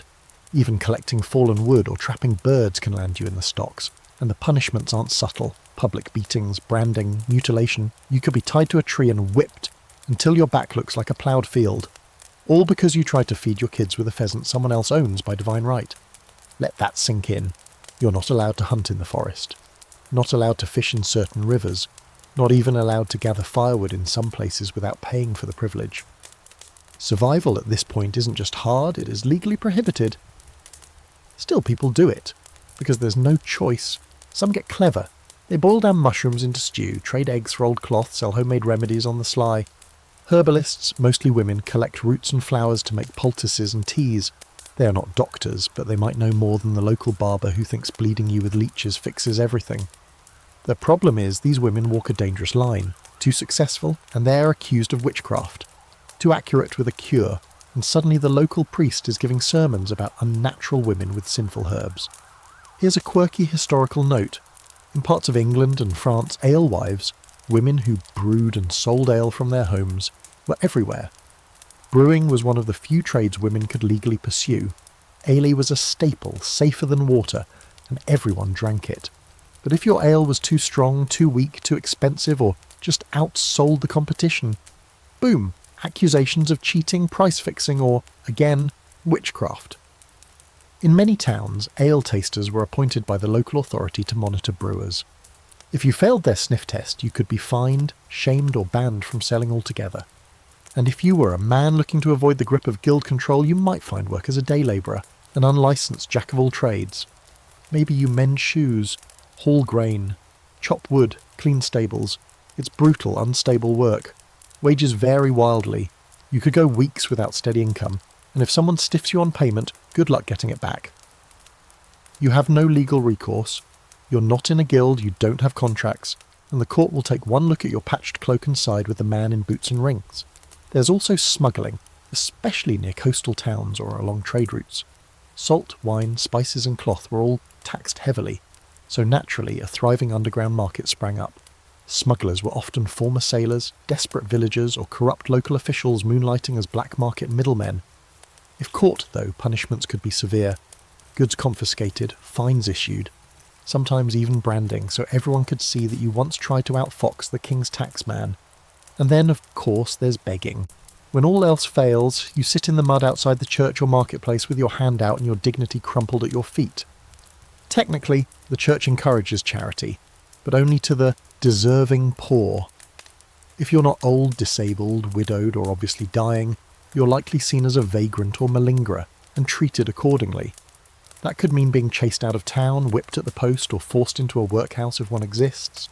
Laziness is the medieval catch-all explanation for poverty, and anyone visibly poor who isn't also bleeding is assumed to be at fault. Some people try to disguise their begging as performance, playing instruments, telling stories, juggling, dancing with puppets made from rags and bones. It's not glamorous, but it's less pitiful.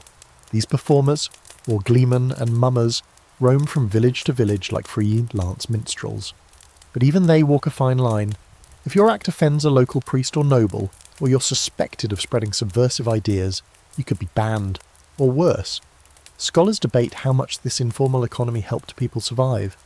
Some say it allowed a kind of quiet rebellion against a suffocating system, unregulated labour, peer-to-peer trade, and unlicensed production, offering tiny cracks in the walls of serfdom. Others argue that it was simply tolerated as a pressure release valve, kept small enough not to threaten the status quo. After all, the moment it got too successful, the authorities cracked down, because that's the truth of it. You can't win. You can scrape, hustle some more, but the system is built to prevent actual success. The moment you climb too high, someone in fur-trimmed robes and a ring-heavy hand reminds you where you came from. The ladder you think you're climbing. It's greased and rigged, and it loops back on itself like a medieval Mobius strip. So you go to sleep each night sore from secret labour. You count your hidden coins, wonder if you can make it through winter, and hope no one snitches on your side hustle. You dream not of luxury, but of a day when no one notices what you're doing, when you can work quietly, eat well, and keep just enough to feel like a person. But even that modest hope, that too feels like a crime.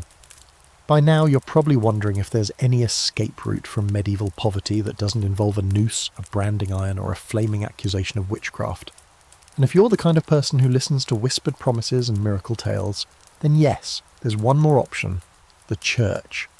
Not just the institution, but the entire ecosystem of faith, relics, pilgrimages, and divine loopholes.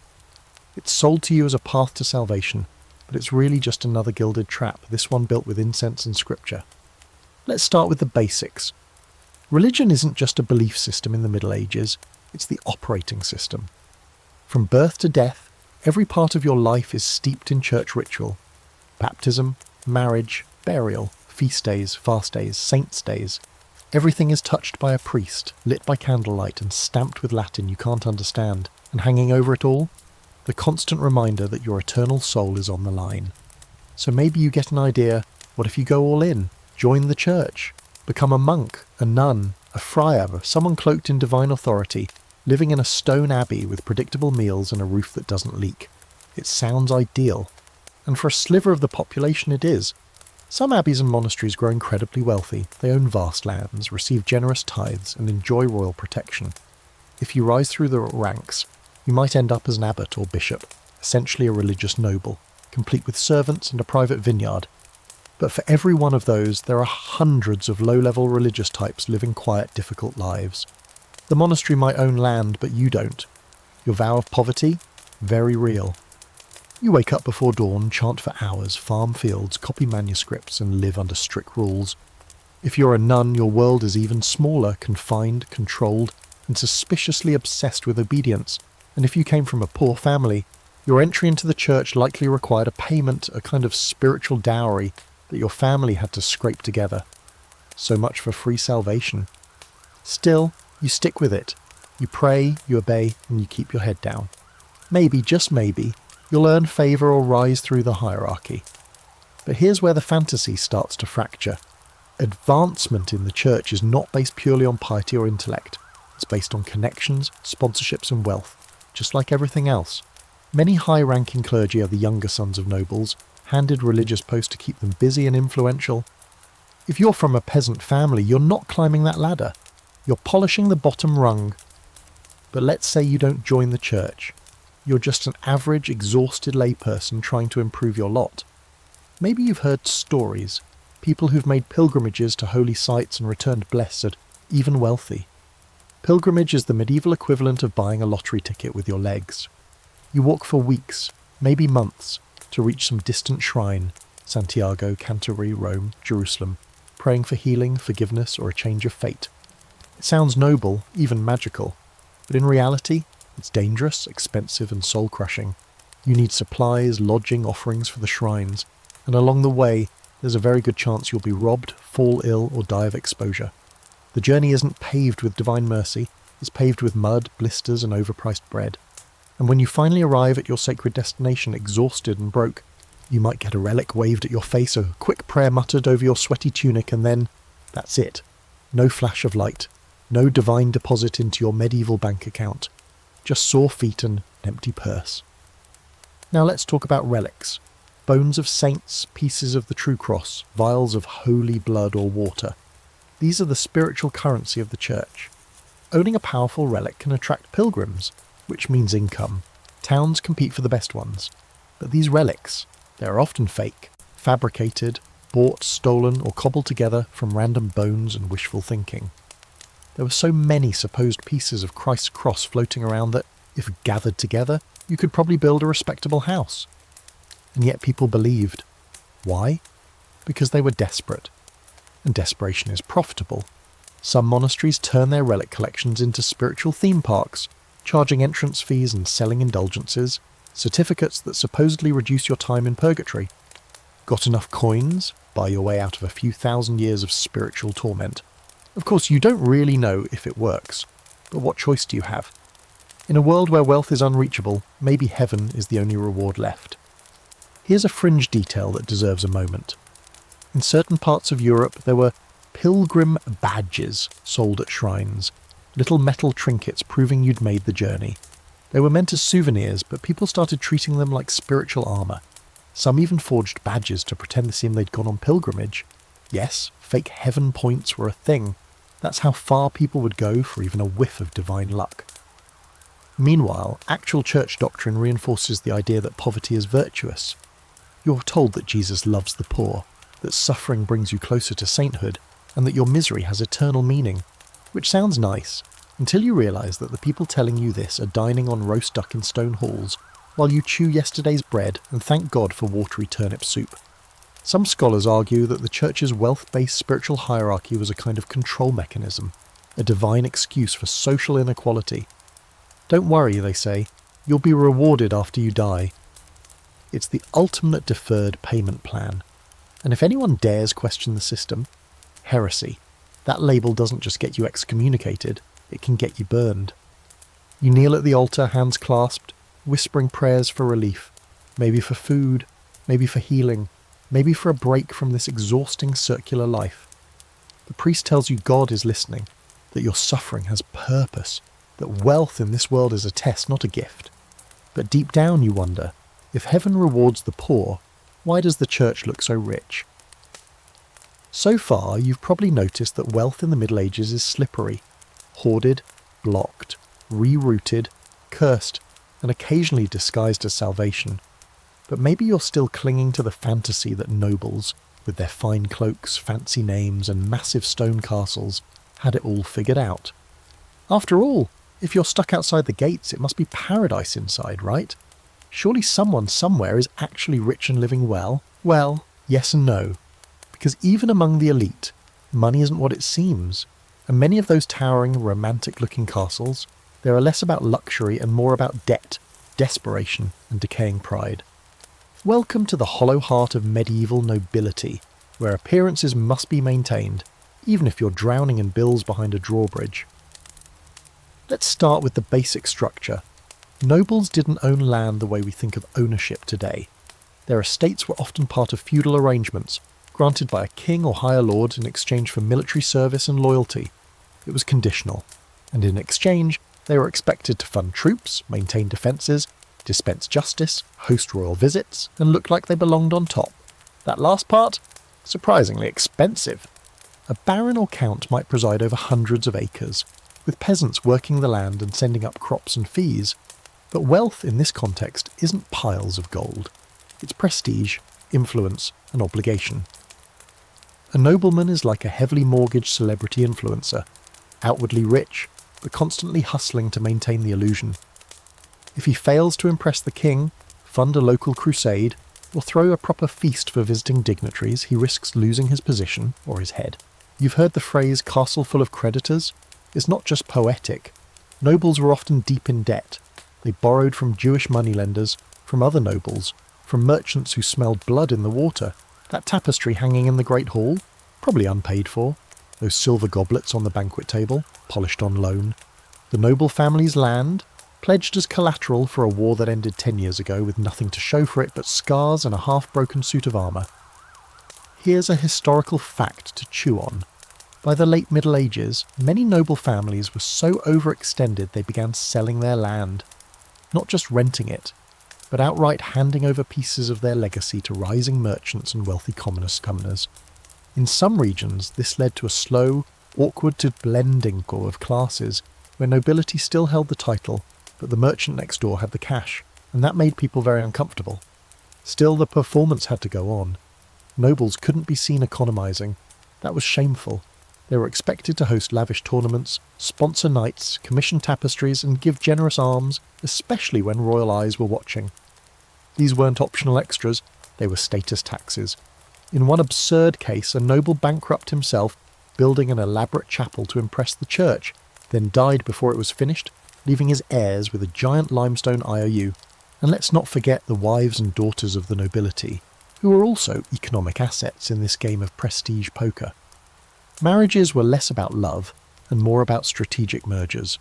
Dowries were negotiated like treaty clauses. If a noble couldn't provide a proper dowry, his daughter's marriage prospects tanked.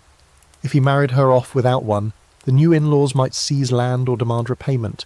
It was all leverage, and it was all on display. Here's a fringe detail for your medieval trivia file. In some noble households, the staff, cooks, falconers, squires, wet nurses, outnumbered the family itself 10-1. And guess who had to feed and clothe them? The lord of the manor, even if his coffers were emptier than a monk's swear jar. Cutting staff was considered a social death sentence. Better to borrow for wages than admit you couldn't maintain appearances. And speaking of appearances, fashion, remember? Sumptuary laws applied to everyone, but nobles were basically required to push the limits of extravagance. Longer sleeves, pointier shoes, taller hats, more elaborate embroidery. If you weren't outdressing your neighbours, you were slipping in rank. Some nobles went bankrupt trying to keep up with fashion alone. There's a reason you see medieval paintings of lords wearing gold-threaded tunics while their castles in the background look suspiciously drafty. And when nobles ran out of money, They'd sometimes tax their peasants harder, of course, but that only worked if the peasants had anything left to give. More often, they'd lean on their reputations, write letters to richer lords, beg favours, propose marriages, or try to secure a royal appointment. In one infamous case, a nearly bankrupt French noble joined a crusade just to escape his creditors, who were threatening to seize his armour. It becomes clear that even at the top the system was unsustainable. A noble might look wealthy, but his life was a delicate performance perched on a pile of IOUs. One bad harvest, one lost war, one over-ambitious feast, and everything came crashing down. Debt didn't discriminate, it just changed costumes. Some historians argue that this instability among the elite laid the groundwork for the eventual rise of the merchant class. As nobles sank, cash-rich commoners rose, buying up land and marrying into titles. Others suggest the financial fragility of nobility helped preserve the status quo, because no one, not even the rich, was secure enough to challenge the system. But for you, the commoner looking up at the castle on the hill, none of that's obvious. You see the flags, the banquets, the armoured men with gleaming swords. You assume those people are untouchable, powerful, permanent. You don't see the unpaid masons, the butcher who's stopped delivering meat, the weaver holding the Lord's banner hostage until someone coughs up silver. You lie in your tiny home, listening to rumours that the Baron's son has returned from the war empty-handed and broken, or that the castle cook is stealing flour from the pantry. You imagine what it must be like to sit at that high table, to drink from gold and never worry about winter. But in truth, even the gold is borrowed, and the winter always comes. So far, we've tiptoed through the swamp of taxes, guilds, tithes, and bad coin, but maybe there's still one more path to fortune, if you're brave or reckless, or just out of options. After all, history is full of stories where one bold swing of the sword changes everything. Maybe you hear tales at the tavern of some village nobody rising to greatness through war. Join the army, win some battles, plunder a castle, maybe capture a duke and ransom him off. War, in theory, is the great medieval equalizer, where any man with guts can earn glory and gold. Except, of course, it's not. It's a meat grinder. And if you're not at the very top commanding armies, you're just another piece of meat. Let's say your local lord is raising troops. The banners go up, the drums start, and a herald reads a long-winded call to arms about loyalty, honour, and protecting the realm. You're not sure what realm he's talking about. Your realm is a muddy strip of land that won't grow anything but onions. Still, conscription isn't optional. You're either drafted or you volunteer, which is often the same thing with more guilt attached. The promise is always the same: loot, land, or a pension. A chance to better your station. The truth?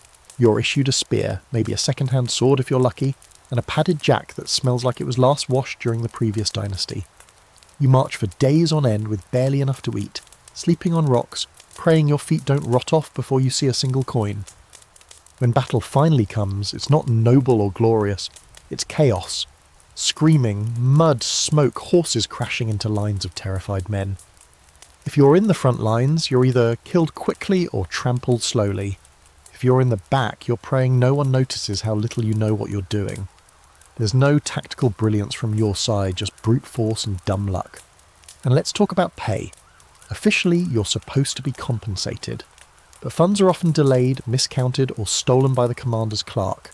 Sometimes your payment is permission to loot after the battle. That sounds appealing until you realise the village you're burning down looks just like your own.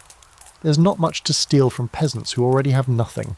A rusty pot, a few hens, maybe a necklace from a terrified widow. If this is wealth, it's made of ash and blood. Here's your historical gut punch. During the 100 Years' War, many English and French soldiers went unpaid for months, sometimes years. Some were discharged with IOUs that were never honoured. Others resorted to plundering their own allies just to survive. The war didn't make them rich. It made them bandits with a uniform. And if you do capture someone important, say a noble on the enemy's side, ransom can be lucrative. Nobles would pay handsomely for their safe return. But guess what? You don't keep the money. Your commanding officer takes the lion's share. The higher your rank, the bigger your cut. If you're a foot soldier, maybe you get a thank you and a crust of bread. Or nothing, or a blade in your back when no one's looking, so someone else can claim the prize. Now let's say you survive the campaign. You limp home, half your teeth gone, scars everywhere, and your share of the loot stolen by a drunken sergeant.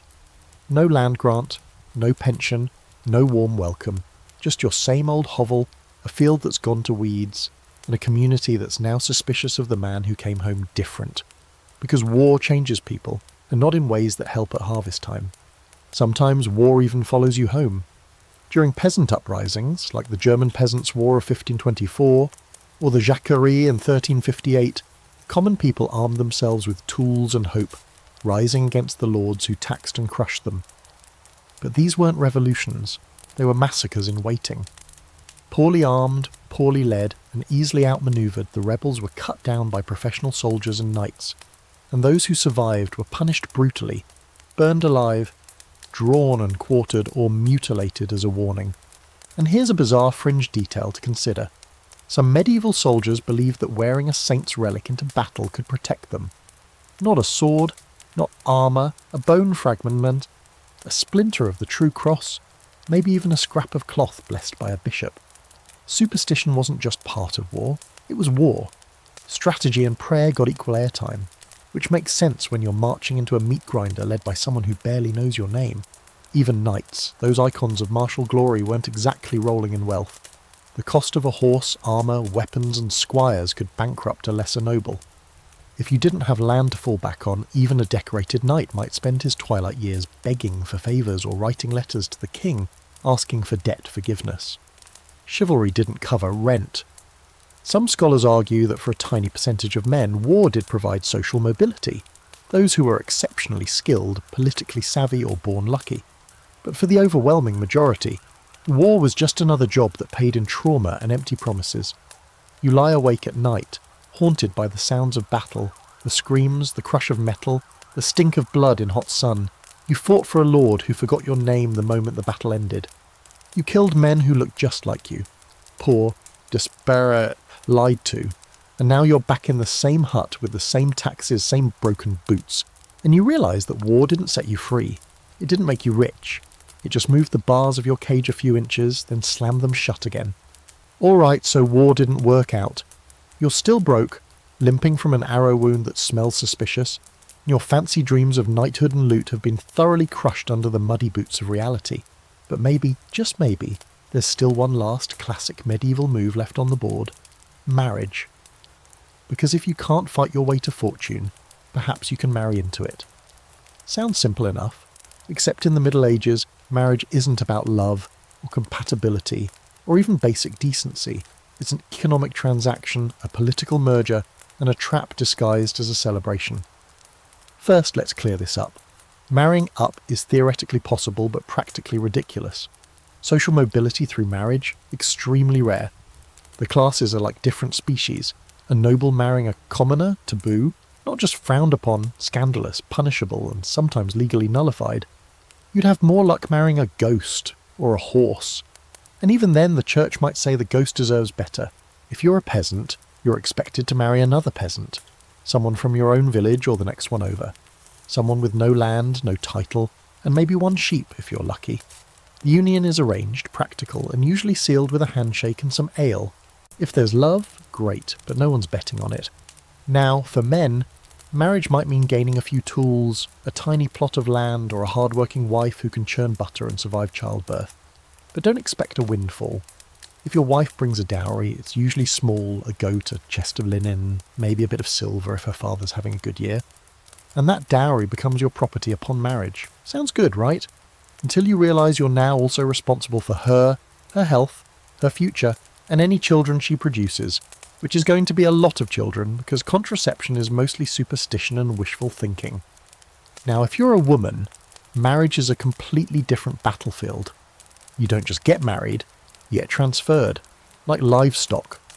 Your worth is measured in dowries and fertility. The moment you're married, your legal identity vanishes. Everything you own belongs to your husband. If he dies, you might get a slice of it back as a dower, but only if his family doesn't contest it, which they probably will. Here's a bitter little historical tidbit. If a man died before the marriage was consummated, the dowry was supposed to be returned. But proving non-consummation required humiliating public testimony, or, in some cases, a literal physical inspection by a priest or local magistrate. That's right, your privacy, your dignity, and your bodily autonomy were all negotiable, refundable, and mostly not your call. And let's talk about noble marriages, because that's where the big money is, and where the misery gets really theatrical. Among the elite, marriage is pure strategy. It's about land, alliances, bloodlines, and consolidating power. Children are engaged as toddlers. Girls are married off at 14 or earlier, so families can lock in political advantages before anyone gets clever and changes the deal. Consent? Optional. Romance? Irrelevant. Your noble daughter might be sent hundreds of miles away to marry a man twice her age, someone she's never met, someone with gout and a violent temper. Her job is to bear sons, stay quiet and not embarrass the family. If she fails at that, she might be locked away in a convent, accused of adultery or quietly poisoned, depending on how much land is at stake. Quirky historical fact for the night. In 14th century France, there was an actual manual for noble marriages, outlining how to determine dowries, inheritance clauses, and even when a husband could legally beat his wife for disobedience. It's like a medieval prenup written by a sadistic accountant. And let's not forget about widows. You'd think they'd get a break, finally free of their husband's control, maybe able to run a household. Sometimes, yes. Widows could manage property, remarry, or even enter trade. But they were also prime targets, seen as vulnerable, emotionally unstable, and, of course, suspicious. Some towns had actual laws regulating how long a widow had to wait before remarrying. Too soon and she was called unfaithful. Too long and she was considered a drain on the economy. If you're a woman with wealth and no husband, you're a walking contradiction. You have something people want, but you're not supposed to have gotten it yourself. You're a potential asset, a political tool, and a potential threat to the social order. So people start whispering. Maybe you're cursed. Maybe you're a witch. Maybe someone should just marry you, forcefully if necessary, and take care of all that uncomfortable independence. And speaking of forceful marriage, yes, it happened. Frequently. If a woman inherited land or money, male relatives or opportunists sometimes abducted her and married her by force. In some cases, these marriages were later legitimized by the church, especially if the man had enough status or knew which bishop to bribe. So even if you were rich, being an unmarried woman was incredibly dangerous. Because everyone believed your wealth needed a male guardian, and if you didn't have one, someone would show up to apply. Now let's look at the numbers. Scholars argue that the idea of marriage as an economic ladder for commoners was largely a myth. Marrying up wasn't a plan, it was a fluke. Maybe the merchant's daughter falls in love with a squire, and they live modestly above a cobbler's shop. But more often, marriage just consolidated poverty. Two poor people getting poorer together while trying to feed 7 children and not die of fever. And yet marriage is mandatory. If you don't marry, you're a social problem. A bachelor is seen as suspicious. A spinster is seen as useless. The unmarried are pushed to the fringes, into monasteries, into menial labour, into poverty with a side of pity. Because in the medieval world, your value is tied to who you marry, not who you are. You lie awake beside your spouse, maybe someone you barely know, maybe someone you learn to love, maybe someone you quietly fear. Your fingers ache from work, your children are coughing again, and your dreams of marrying into a better life are long dead. The marriage didn't save you, just gave you company inside the trap. Let's get to the heart of it, land. Sweet, sacred land. In the Middle Ages, this isn't just real estate, it's power, status, identity, and most importantly, it's the only halfway reliable source of wealth. If you own love land, you're someone. If you don't, you're someone's problem. Everything in this feudal world runs on soil, and the cruel punchline? You, as a commoner, will probably never own even a cabbage patch outright. We're not talking about renting a tiny strip to plant onions. That's common, temporary, and always, always conditional. We're talking about real ownership, having the right to do what you want with a piece of land without asking permission from 3 layers of hierarchy first. That kind of ownership is a locked door, and the keys are held by men with titles and swords and a long string of ancestors who never did an honest day's work in their lives. Here's the setup. The king owns everything, technically. He parcels land out to nobles, who parcel it to knights and minor lords, who let you work a chunk of it in exchange for back-breaking labour and a cut of your harvest. It's like renting a room in a hotel where the landlord also controls your food, your job, your taxes, and your children's futures. Oh, and you can be evicted at any time. By evicted, we mean run out with dogs and torches. You're called a serf, a tenant, or a villain, depending on where you live. The terms vary, but the chains are the same.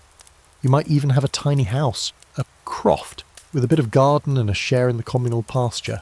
Sounds quaint, except you can't sell it, can't pass it down freely, and can't leave it without permission. You are legally bound to the land, which is a fancy way of saying that your life is stuck in place. You're not living on the land, you're part of it, like a tree or a fence post, replaceable, unremarkable. Now sometimes people think, surely if I work hard enough I'll earn land eventually. Sorry, no, this isn't a capitalist marketplace. This is a hereditary caste system with strong opinions about who deserves to own anything. Even if you scrape together some coin, land is rarely for sale. And if it is, it goes to someone with a title, not someone with a tan. In many regions, commoners were legally forbidden from purchasing land. It wasn't just inaccessible, it was off limits. There were exceptions, of course, edge cases, loopholes, moments when the system blinked. A village might have a free man or two who bought or inherited a few acres, but they were anomalies.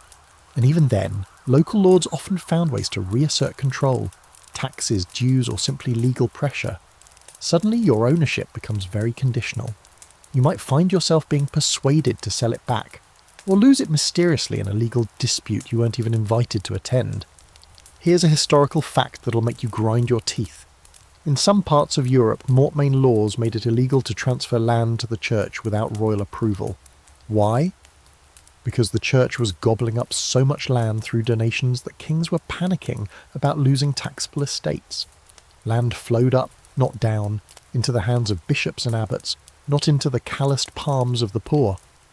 And if you tried to make land through effort, draining a swamp, clearing a forest, carving a farm out of nothing, that was technically possible in certain frontier regions, but again, it wasn't your land. Even if you did all the work, the moment it became valuable, some noble would swoop in, claim the ownership by divine right, and suddenly you're paying rent on the field you invented. Then there's the whole issue of inheritance. You finally get a decent plot. Maybe your father worked some deal with a minor lord, and now it's yours, or so you think. When you die, your heirs might be forced to pay a relief, a kind of inheritance fee, to keep it. No money, no land, and just like that, your family is back to square one. That's if your land isn't simply absorbed by a larger estate under some forgotten clause buried in a scroll somewhere. Quirky fringe fact, some peasants would symbolically hand over a lump of earth or a branch to the lord each year as a ritual acknowledgement that the land was not truly theirs. It was called a quit rent, a payment made to literally quit the offence of pretending to own anything. You paid to pretend you were free, and what if you don't want to play this game? Maybe you think, I'll go live in the woods, I'll find unclaimed land and start over. Nice try, every patch of forest, mountain and river has an owner. Even the badlands are someone's inheritance, and squatting can get you fined, arrested, or beaten, or worse, press-ganged into forced labour until you earn your keep. So much for the medieval homesteader dream. Some scholars argue that landlessness was the greatest driver of unrest in the late Middle Ages. When peasants revolted, as they did in England in 1381 or in various parts of France and Germany, they weren't just protesting taxes or corrupt officials, they were protesting a system that locked land away like a holy relic, reserved for a chosen few while the majority starved on the edges. But those uprisings, they were crushed, swiftly, brutally. The message was clear. Land is not for the likes of you. Work it, tend it, die on it, but don't ever believe it's yours. So you trudge home from the fields, shoulders sore, back bent, hands cracked and raw. You pass the same stone wall you've walked by every day of your life. Land you've tilled, harvested, repaired, and yet it's not yours. It's the Lord's. It always will be. You lie in bed that night, listening to the wind rustle through the thatch. You think of your children, you think of your modern future, and you realise the only way to own land is to be born to it, or to bury someone and hope no one asks too many questions. At this point you might start thinking, oh well, what if I break free? What if you just up and leave your lord's land? What if you run, find a new town, change your name, and live as a free person at last? Sounds dramatic, a bit romantic. Also, good luck. Because in the medieval world, escaping poverty wasn't just hard, it was nearly impossible.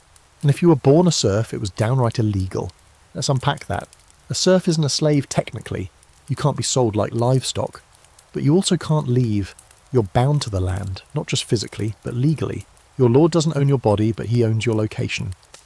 You can't move to another estate without permission. You can't take a new job. You can't marry outside the village unless the lord approves. If you do any of these things anyway, you're a fugitive, and your lord has the right to track you down, drag you back, and punish you, often publicly, to set an example. And if you thought medieval lords weren't serious about this, think again. There are records of lords sending out men specifically to hunt down runaway serfs. These weren't kindly please come back visits. These were violent retrieval missions, often ending in whippings, shackles, or worse. Some serfs were forced to wear iron collars after being caught, literal, cold reminders that they were property with legs. Still, some tried, some made it. If you ran to a chartered town, a place granted legal autonomy from local lords, you might find refuge. These towns had their own laws, their own councils, and most importantly, a tradition called town air makes you free. The idea was simple. If a runaway serf lived in a free town for a year and a day without being claimed, they were considered legally free. Sounds great, right? Just hide for 3-6 days, keep your head down, and then boom, freedom. But in reality, not so easy. Towns had guards, locals noticed strangers, and if your former master came looking and found you first, the clock didn't matter. You were dragged back. End of story. Some towns even kept registries of newcomers, so when a wandering serf arrived, they could be identified, questioned, and politely shown the door before trouble started. And say you do get through the year. You're free now, technically, but you're also alone, with no connections, no guild membership, no trade license, and no property. You're still poor, still unprotected, and still highly suspicious to anyone who matters. In many cities, there's a sharp line between the locals and the floating poor, vagrants, itinerants, and refugees from the countryside. They're seen as criminals in the making, and if anything goes missing, you're blamed first. Quirky fringe fact, some towns required anyone staying longer than a few days to find a host, a citizen who would vouch for you and take legal responsibility if you caused trouble. No host, no stay, and good luck finding a host when you're wearing a patched-up tunic and smell like the inside of a compost heap. Still, a few enterprising serfs made it. They blended in, learned trades, married locals, but they always lived on a knife's edge, because lords didn't forget, and if your old master had connections, or was feeling particularly vindictive, he might send a letter to the town council demanding your return. And some councils complied, especially if it kept the peace. You could be free for 10 years and still wake up one morning with a knock at the door and a set of chains waiting. So what about manumission? The legal release of a serf from bondage. That was real. It happened. Sometimes as a reward for years of loyal service, or as a deathbed act of piety. Other times, a serf might buy their freedom, offering coin, livestock, or labour in exchange. But remember, you have no savings, no assets, and no bargaining power.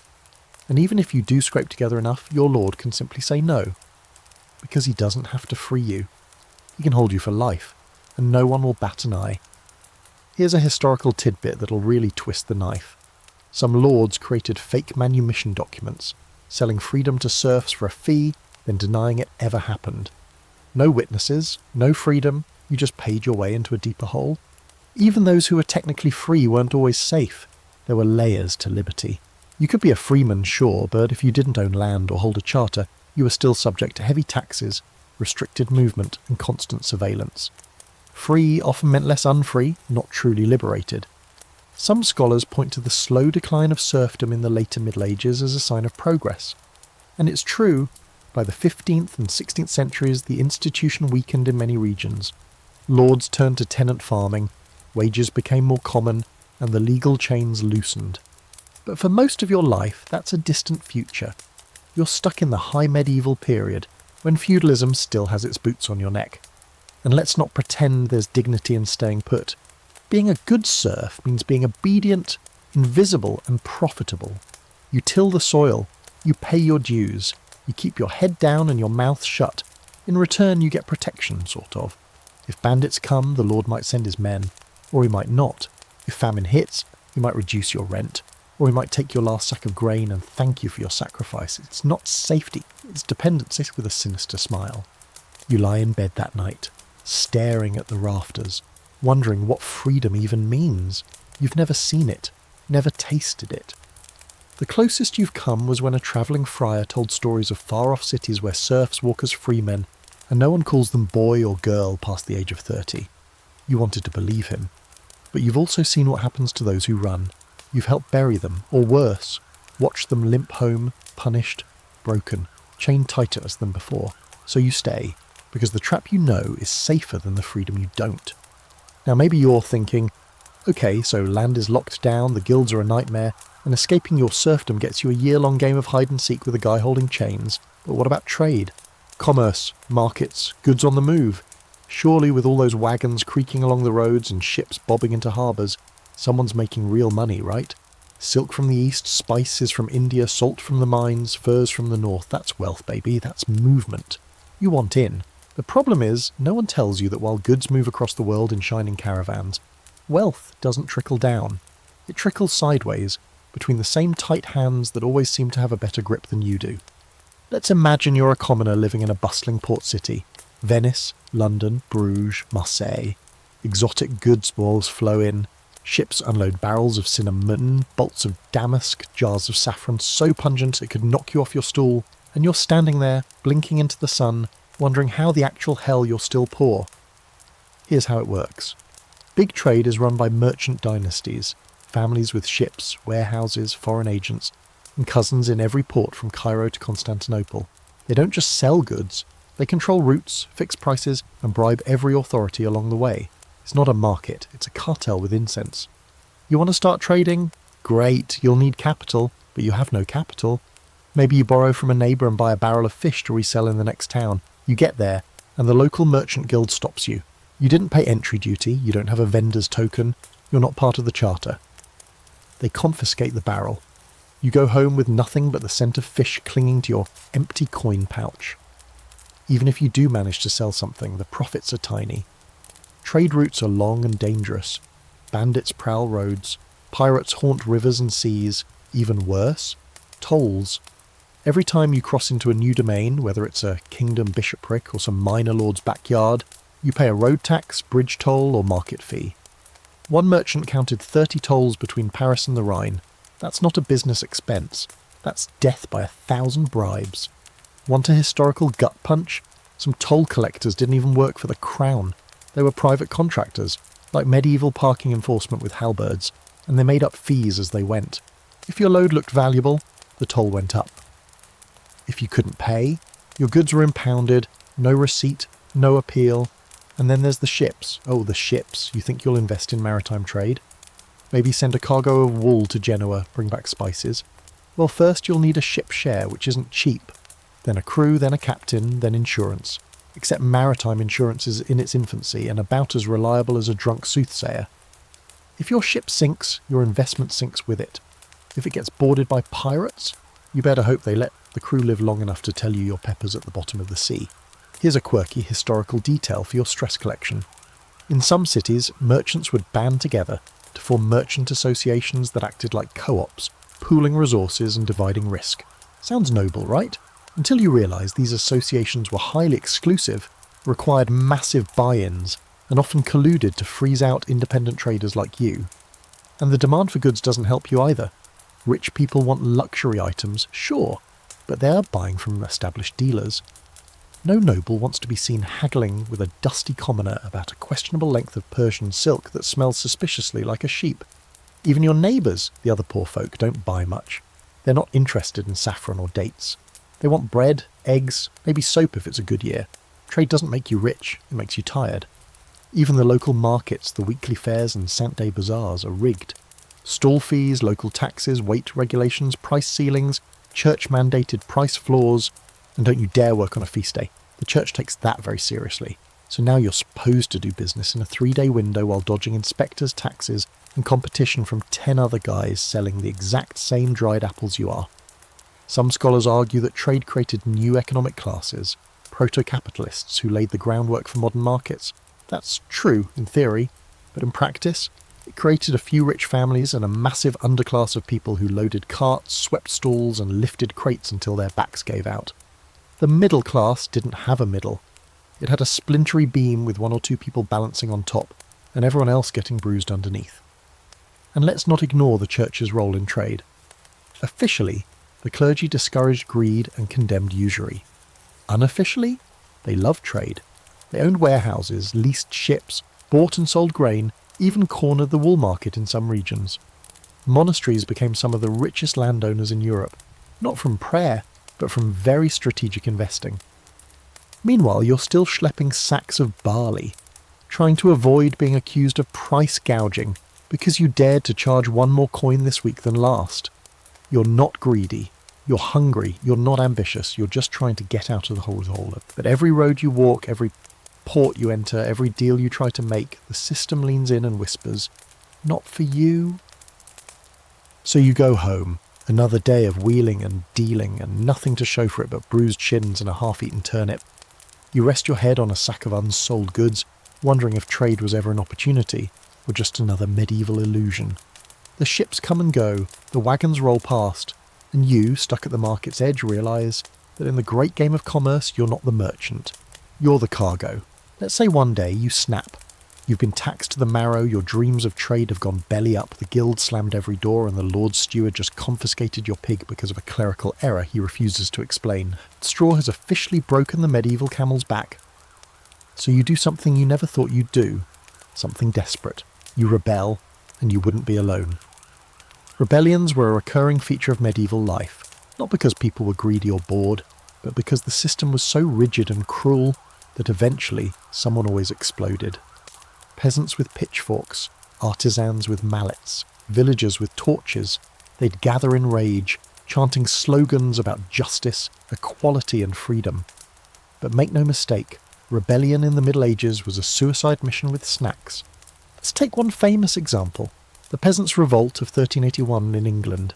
It started like many did, with yet another unfair tax, specifically a poll tax, levied on every adult, rich or poor regardless of income. In a world where most people couldn't even afford shoes, asking them to pay just for existing was a recipe for riot soup. So they snapped. Villages rose. Armed mobs formed. They marched on London. And for a moment, a brief electric moment, it looked like the world was going to flip. The rebels stormed castles, burned tax records, and executed officials. They even captured the Tower of London. A teenage King Richard II rode out to meet them, promised reform, and asked them to go home. And they did, because they believed him. The next day their leader, Wat Tyler, was murdered during negotiations. The promises were revoked. The rebels were hunted. Executions followed. Dozens, hundreds, maybe more. Heads rolled, literally. You see the pattern. Rebellions start with fury, then fizzle into funerals. So let's say you're one of those rebels. You're angry, hungry, and not very strategic. Your weapons are farm tools. Your armour is hope. You set fire to a manor house, seize a local official, shout slogans about God and fairness, and for a moment it feels right. You feel strong, until the real soldiers arrive. Noblemen and their retainers don't bring rakes and hoes. They bring crossbows, war horses, and cold efficiency, trained to kill, trained to make examples. If you're lucky, you're cut down in battle. If not, you're captured, dragged to the nearest town and put on trial for treason, a word that gets flung around whenever poor people want better lives. The punishments are deliberately horrific. Hanging, drawing and quartering in England. Breaking on the wheel in parts of France and the Holy Roman Empire. Impalement, mutilation, or just good old-fashioned beheading. The goal isn't just to kill you, it's to scare everyone else into staying in line. Here's a grim little historical fact. In some rebellions, the corpses of executed rebels were left on display for months. Their heads impaled on spikes, their bodies swinging in cages along major roads. A gruesome, swinging reminder. Don't try this again. And still people tried again. There was the Jacquerie in 1358, French peasants rebelling against aristocratic abuses during the 100 Years' War. The German Peasants' War in the 1520s, tens of thousands rising up in the name of justice and scripture. All across Europe the story repeated. The oppressed rose, the powerful crushed them, the system reset. Some scholars argue that these uprisings were critical, pressured valves that shook society into slow evolution. That may be true long term, but for the people in the revolt it was a death sentence. You didn't rebel to shift the future. You rebelled because the present had become unbearable. You weren't chasing utopia, you were trying to survive. Of course, not all resistance was violent. There were quieter rebellions, refusing taxes, hiding grain, sabotaging tools, faking illnesses, spreading seditious songs or jokes at the tavern. You could tell a story about a greedy lord getting struck by lightning, and everyone would laugh a little too hard. These acts didn't change the world, but they let people feel, just for a moment, that they weren't completely powerless. There's a quirky little rebellion worth mentioning. In 14th century Flanders, a group of weavers refused to bow to the local guildmasters. Instead of picking up arms, they picked up puppets, mocking their oppressors in public plays that mix comedy, heresy, and political venom.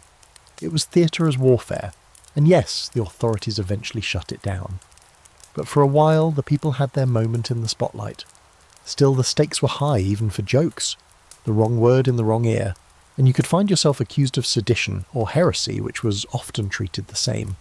The church and the nobility knew that ideas were dangerous, that dreaming out loud could be contagious. So here you are, lying low after a failed protest. The others have scattered, some are dead, some were smart enough not to get involved. You still have a few friends, but they're scared now. Too scared to talk politics, too scared to speak your name. The village is quiet, unnaturally quiet. And you realise something terrible. It doesn't matter how right you were. The system wasn't built to listen. It was built to survive rebellion. You had a cause. They had a gallows. The scales were never balanced. And yet something lingers, a whisper, a memory, a promise, because even if your revolt failed, and even if history forgets your name, you dared to hope out loud.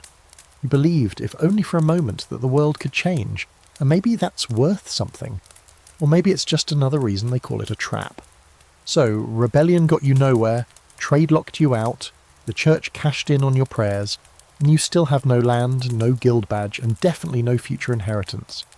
At this point, you're not just stuck in the system, you're stuck in time itself. Because the deeper truth of why getting rich in the Middle Ages was nearly impossible is this. The world simply didn't believe in upward mobility. Not just legally, not just economically, culturally, spiritually, existentially. This isn't a society that encourages climbing the ladder. It's a society where the ladder was nailed to the wall centuries ago, with a sign at the bottom that reads, "Look, but don't touch." Everyone had their place, and the idea of changing it wasn't just frowned upon, it was practically heresy. A peasant trying to rise above his station was seen as unnatural, like a goat trying to sing opera. Cute maybe, but ultimately punishable. Let's start with the big idea. The great chain of being. Sounds majestic, right? It was the dominant medieval worldview, a belief that everything in existence, from the stars to the worms, had a divine rank. God was at the top, followed by angels, kings, nobles, clergy, merchants, artisans, peasants, and finally the animals, insects, and rocks. You were born into your link of the chain, and that was considered God's will. Try to move up the chain? You're fighting against the cosmic order. You're not ambitious, you're prideful, which is a sin. If you get too full of yourself, God might punish you just for forgetting your place, and society was ready to help him out. Even your name revealed your station. Nobles had surnames linked to places or deeds. De Montfort, Plantagenet, Le Brave. You're John the Miller, or Agnes the Shepherd's daughter. Your identity is your job, your function, your link in the chain. You're a cog, not a story. And education, forget it. Literacy was a luxury. Books were hand-copied, expensive, and usually written in Latin, a language most people couldn't understand, even if they could read. Knowledge was hoarded by monks, clergy, and scholars. If you learned too much, people got suspicious. What are you doing with that book, John the Miller? Planning a rebellion? Reading about stars and alchemy? Sounds like heresy to me. Here's a historical gem for you. In some towns, even reading the Bible in your native language was banned. The church feared that if commoners could read scripture themselves, they might start questioning things like tithes, or the divine right of kings, or the fact that priests never seem to go hungry. Better to keep the word of God behind a lectern and in a language you'll never learn. So you weren't just economically stuck, you were culturally locked in place, surrounded by rituals, customs, and laws that existed specifically to keep you from dreaming too big. If you tried to act outside your class, dressing above your station, learning too much, marrying too well, you were mocked, punished, or simply shut out. The system didn't need to imprison your body. It imprisoned your imagination. Even your free time was regulated. Feast days, festivals, and communal gatherings were all carefully monitored. Celebrations were fine, as long as they didn't lead to questions. If the maypole dancing turned into political chanting, the local constable would shut it down fast. Fun was acceptable, freedom was not. And don't think the church didn't get in on this. Sermons constantly reminded people to accept their lot. Blessed are the meek, remember? Poverty wasn't just tolerated, it was sanctified. Riches were dangerous, they made you greedy. They could damn your soul, unless of course you were already rich, in which case your wealth was proof of divine favour. Convenient how that worked. Some friars even taught that the poor were lucky because they didn't have the spiritual burden of money, that suffering was purifying, that you should embrace your hardships because they were preparing you for heaven, which sounds a lot like the medieval version of "don't worry, your reward is in the next life." Classic delay tactics. Now, some historians argue that this worldview began to shift in the later Middle Ages, that new ideas about individuality and human potential started to take root, ideas that would eventually blossom into the Renaissance and Reformation. But you're not in the later Middle Ages. You're stuck here, in the thick of the dark, where rising above your station is like trying to fly with bread loaves strapped to your arms. Even ambition was dangerous. If you worked harder than your neighbours, you risked envy and suspicion. Who do you think you are, with your tidy garden and extra sack of barley? Are you cheating the system, hoarding grain, making deals with the devil? The crab bucket is not a modern invention. It's been around since at least 1100, and it's very well maintained. Here's a weird but real medieval belief. Sumptuary laws didn't just control what you could wear. In some places, they dictated how you could furnish your home, what size meal you could serve, and how elaborate your wedding could be. You couldn't act rich even if you managed to scrounge together a few coins, because the fear wasn't just that you might rise, it was that you might inspire others to try it. Social order was like a stone wall. You couldn't climb it, you couldn't tunnel under it. And if you found a loose brick, the system rushed in with mortar to patch it before anyone else noticed. Stay in your place wasn't a warning, it was a life sentence. You lie in bed staring at the ceiling beams you'll never replace, listening to the creak of the house you'll never own, thinking about the future you'll never reach. And the scariest part? You're starting to believe what they told you, that you were never meant to rise. Not because you're weak, not because you're lazy, but because the world itself was built like a cage, with thick walls, no map, and just enough light to make you think escape might be possible. Let's shift the lens a bit. Up until now, we've been staring straight into the abyss of medieval society. Landlessness, class chains, and a tight-knit network of people determined to keep your knees firmly pressed to the dirt. But there's one more slow-burning killer we haven't talked about much yet. Something that slices your chances of upward mobility at the root before you ever even consider it.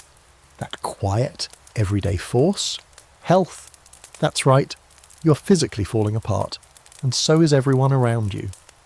In the Middle Ages, your body is basically a ticking time bomb wrapped in burlap. You're poor, you're overworked, your immune system is constantly playing Russian roulette with every bowl of stew you eat. And the idea of getting rich starts to feel like a joke when you realise you're lucky just to survive until 30. Let's begin with what might kill you before breakfast. Dirty water for starters. Most people drink from wells, ponds or rivers, also used to wash clothes, dispose of garbage and, charmingly, dump sewage. Dysentery? Common. Cholera? Frequent. Typhoid? Sure, why not? Every time you take a sip it is a game of gastrointestinal roulette. Boiling helps, but firewood costs money and fuel is scarce.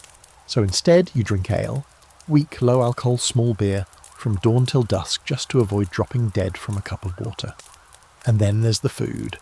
If you're lucky, you eat coarse bread, maybe some onions, beans, and whatever leafy greens you can scrounge. Meat is rare, fruit is seasonal, and you probably don't even know what a vitamin is. Malnutrition isn't a concept, it's a lifestyle.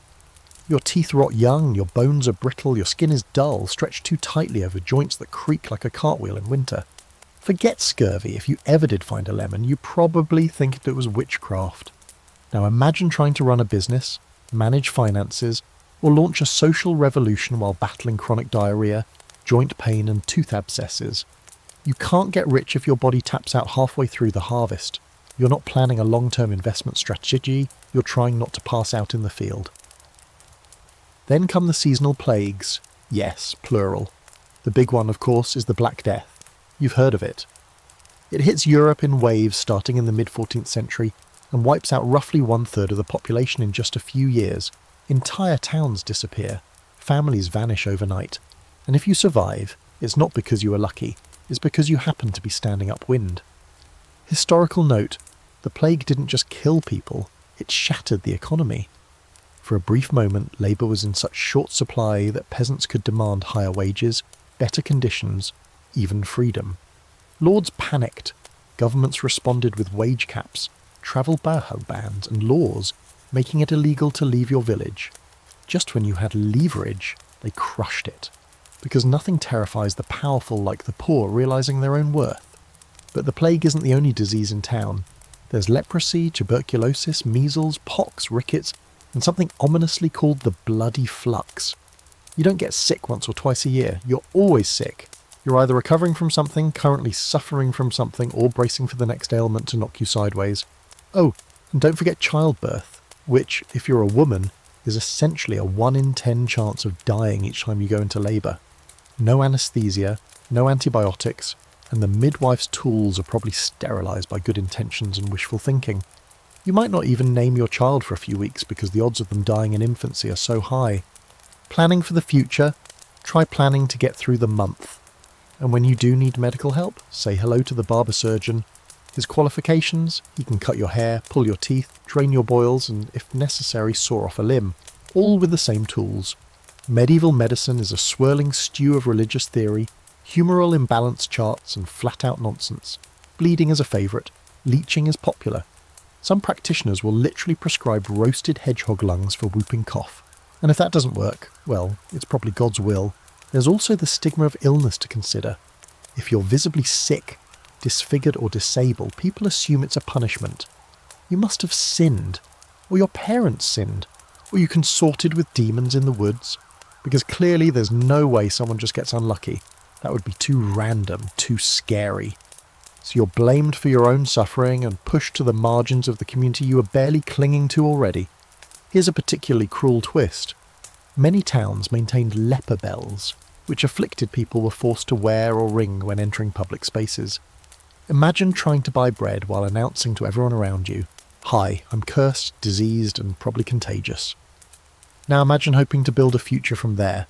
Some historians argue that the constant presence of disease gave people a kind of practical resilience, that medieval folks accepted death and suffering as part of the landscape. Sure, maybe. But what that really means is they knew not to dream too big. Because dreams don't mean much when you're coughing up blood into your one set of clothing. You lie on your straw mattress that night shivering under a threadbare blanket.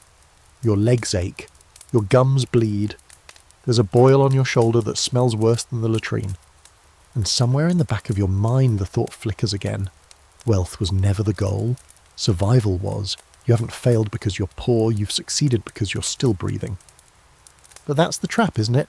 They built a world where just staying alive is such a monumental task that you don't even have time to ask whether things could be different. They made the bar so low, it's buried, and you're still crawling under it. You wake up the next morning with the same aches in your bones and the same gnawing hunger in your belly, and still somehow you wonder, what if? What if you'd been born in a different place? What if fate had rolled the dice in your favour? Could you have become one of those few glittering exceptions, the wealthy merchant, the self-made man, the mysterious outsider who rises above it all? After all, there were always stories, rumours, those rare whisper-worthy tales of someone who did make it, someone who beat the odds. But those stories, when you really examine them, are often more fairy tale than fact. Because even the so-called success stories in the Middle Ages usually come wrapped in caveats, mystery, or blood. Take the travelling merchant who somehow built a fortune in spices. Sounds impressive. Until you find out he was the bastard son of a noble, had connections in the clergy, and made half his profits smuggling goods during wartime. Or the moneylender who bought up half the town square, until he ran afoul of anti-Semitic laws, was stripped of his assets, and conveniently disappeared during a riot. For every one person who managed to climb, there were hundreds crushed under the same system that momentarily let one through the cracks. Here's a favourite medieval myth. The foundling turned noble. It goes something like this. A poor orphan shows cleverness, impresses a passing lord, is taken under wing, and grows up to inherit land and title. Sweet, inspirational, completely absurd. In real life, orphans didn't impress anyone. They were pitied at best, exploited at worst. Most ended up in monastic orphanages, or worse, on the street, where life expectancy dropped faster than a lead crucifix. There are exceptions, sure. Once in a while, a blacksmith's son might become a royal armourer, a brewer's daughter might marry a local alderman. But these are not stories of wealth. These are stories of slightly less crushing poverty, dressed up by chroniclers and bards who needed a narrative hook. The reality, these people still lived at the whim of others. One illness, one bad harvest, one political shift, and it was all gone. Then there's the criminal path. Maybe you think fortune favours the bold, the outlaw, the thief, the rogue, the Robin Hood archetype, steal from the rich, give to the poor, or maybe just keep it, depending on your ethics. In periods of famine and unrest, banditry often surged. Whole forests filled with outlaws, some of whom became legends. But here's the catch. The vast majority of them didn't end up rich or famous. They ended up hanged, often without trial. Robin Hood stories leave out the part where his actual historical analogues got their limbs nailed to city gates. A particularly infamous band of 14th century mercenaries known as the Free Companies did manage to amass wealth by pillaging the French countryside during the 100 Years' War. For a time they lived like kings, but once they stopped being useful, they were hunted down, exiled, or conscripted into worse wars. Their riches didn't buy them power, it just put bigger targets on their backs. And let's not forget the scholars, the inventors, the eccentrics. A few tried to climb the ladder through ideas.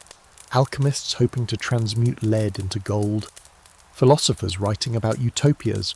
Early scientists studying the stars or mixing herbs into medicine. But their reward? At best, mild patronage from a noble with too much free time. At worst, execution for heresy. The system didn't like thinkers unless they knew when to shut up. Still, in some cities, particularly in the late Middle Ages, there were the first glimmers of a new kind of wealth. You see families like the Medici in Florence, merchants turned bankers turned political kingmakers. They came from trade, yes, but also from connections, strategic marriages, and ruthless ambition. Could someone like you become the next Medici? Probably not. Because the Medicis weren't climbing from the bottom, they were climbing from the middle, with every rung greased and in gold. Here's a fringe curiosity. One of the few recorded cases of a peasant truly rising to nobility was Jacques Coeur, a 15th century French merchant who became treasurer to King Charles VII. He built an empire on trade, lived like royalty, and rubbed elbows with the elite. But guess what? He got too rich, too noticeable. Accused of corruption, thrown in prison, stripped of assets, and exiled. Died broke. The message? We let you up here once, don't do it again. Because medieval society could tolerate poverty. It could even tolerate incompetence among the nobility. But what it couldn't tolerate was someone changing lanes.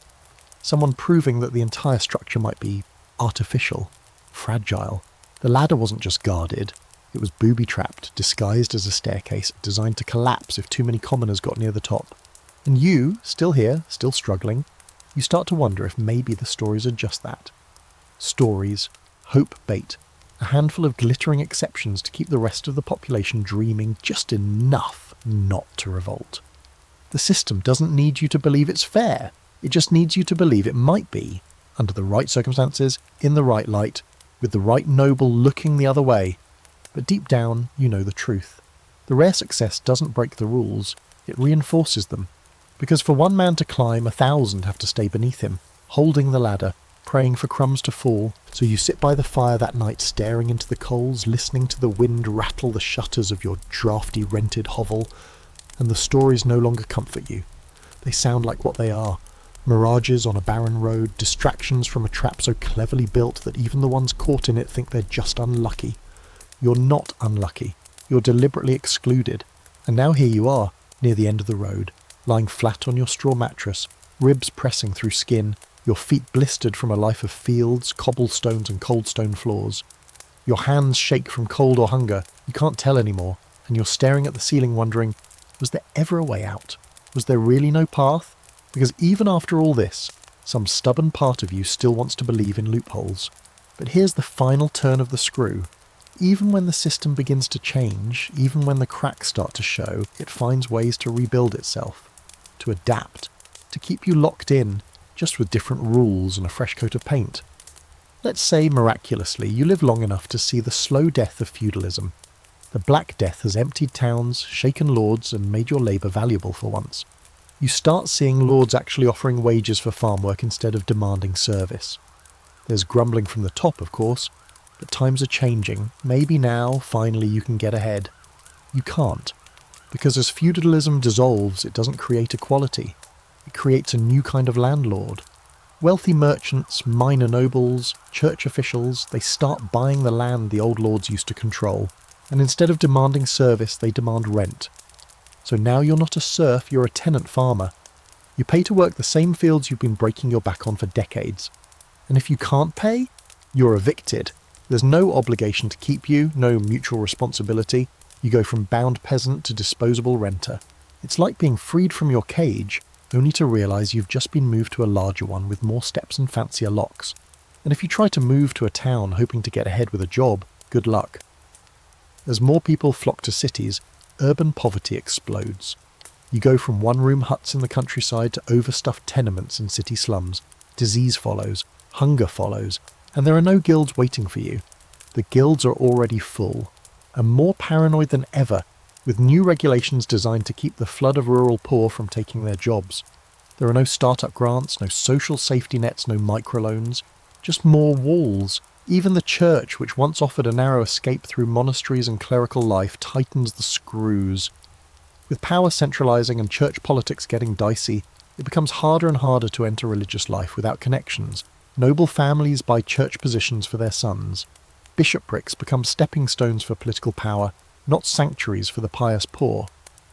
Your chances of becoming a monk or even a parish priest start to drop unless you bring money or influence to the altar. And the law? Still not on your side. In fact, as wealth and trade increase, new laws emerge specifically to punish the poor. Vagrancy becomes a crime, begging is regulated, curfews are enforced, towns hire watchmen whose job is less about safety and more about keeping people like you out of nice neighbourhoods. Here's a sharp little historical example.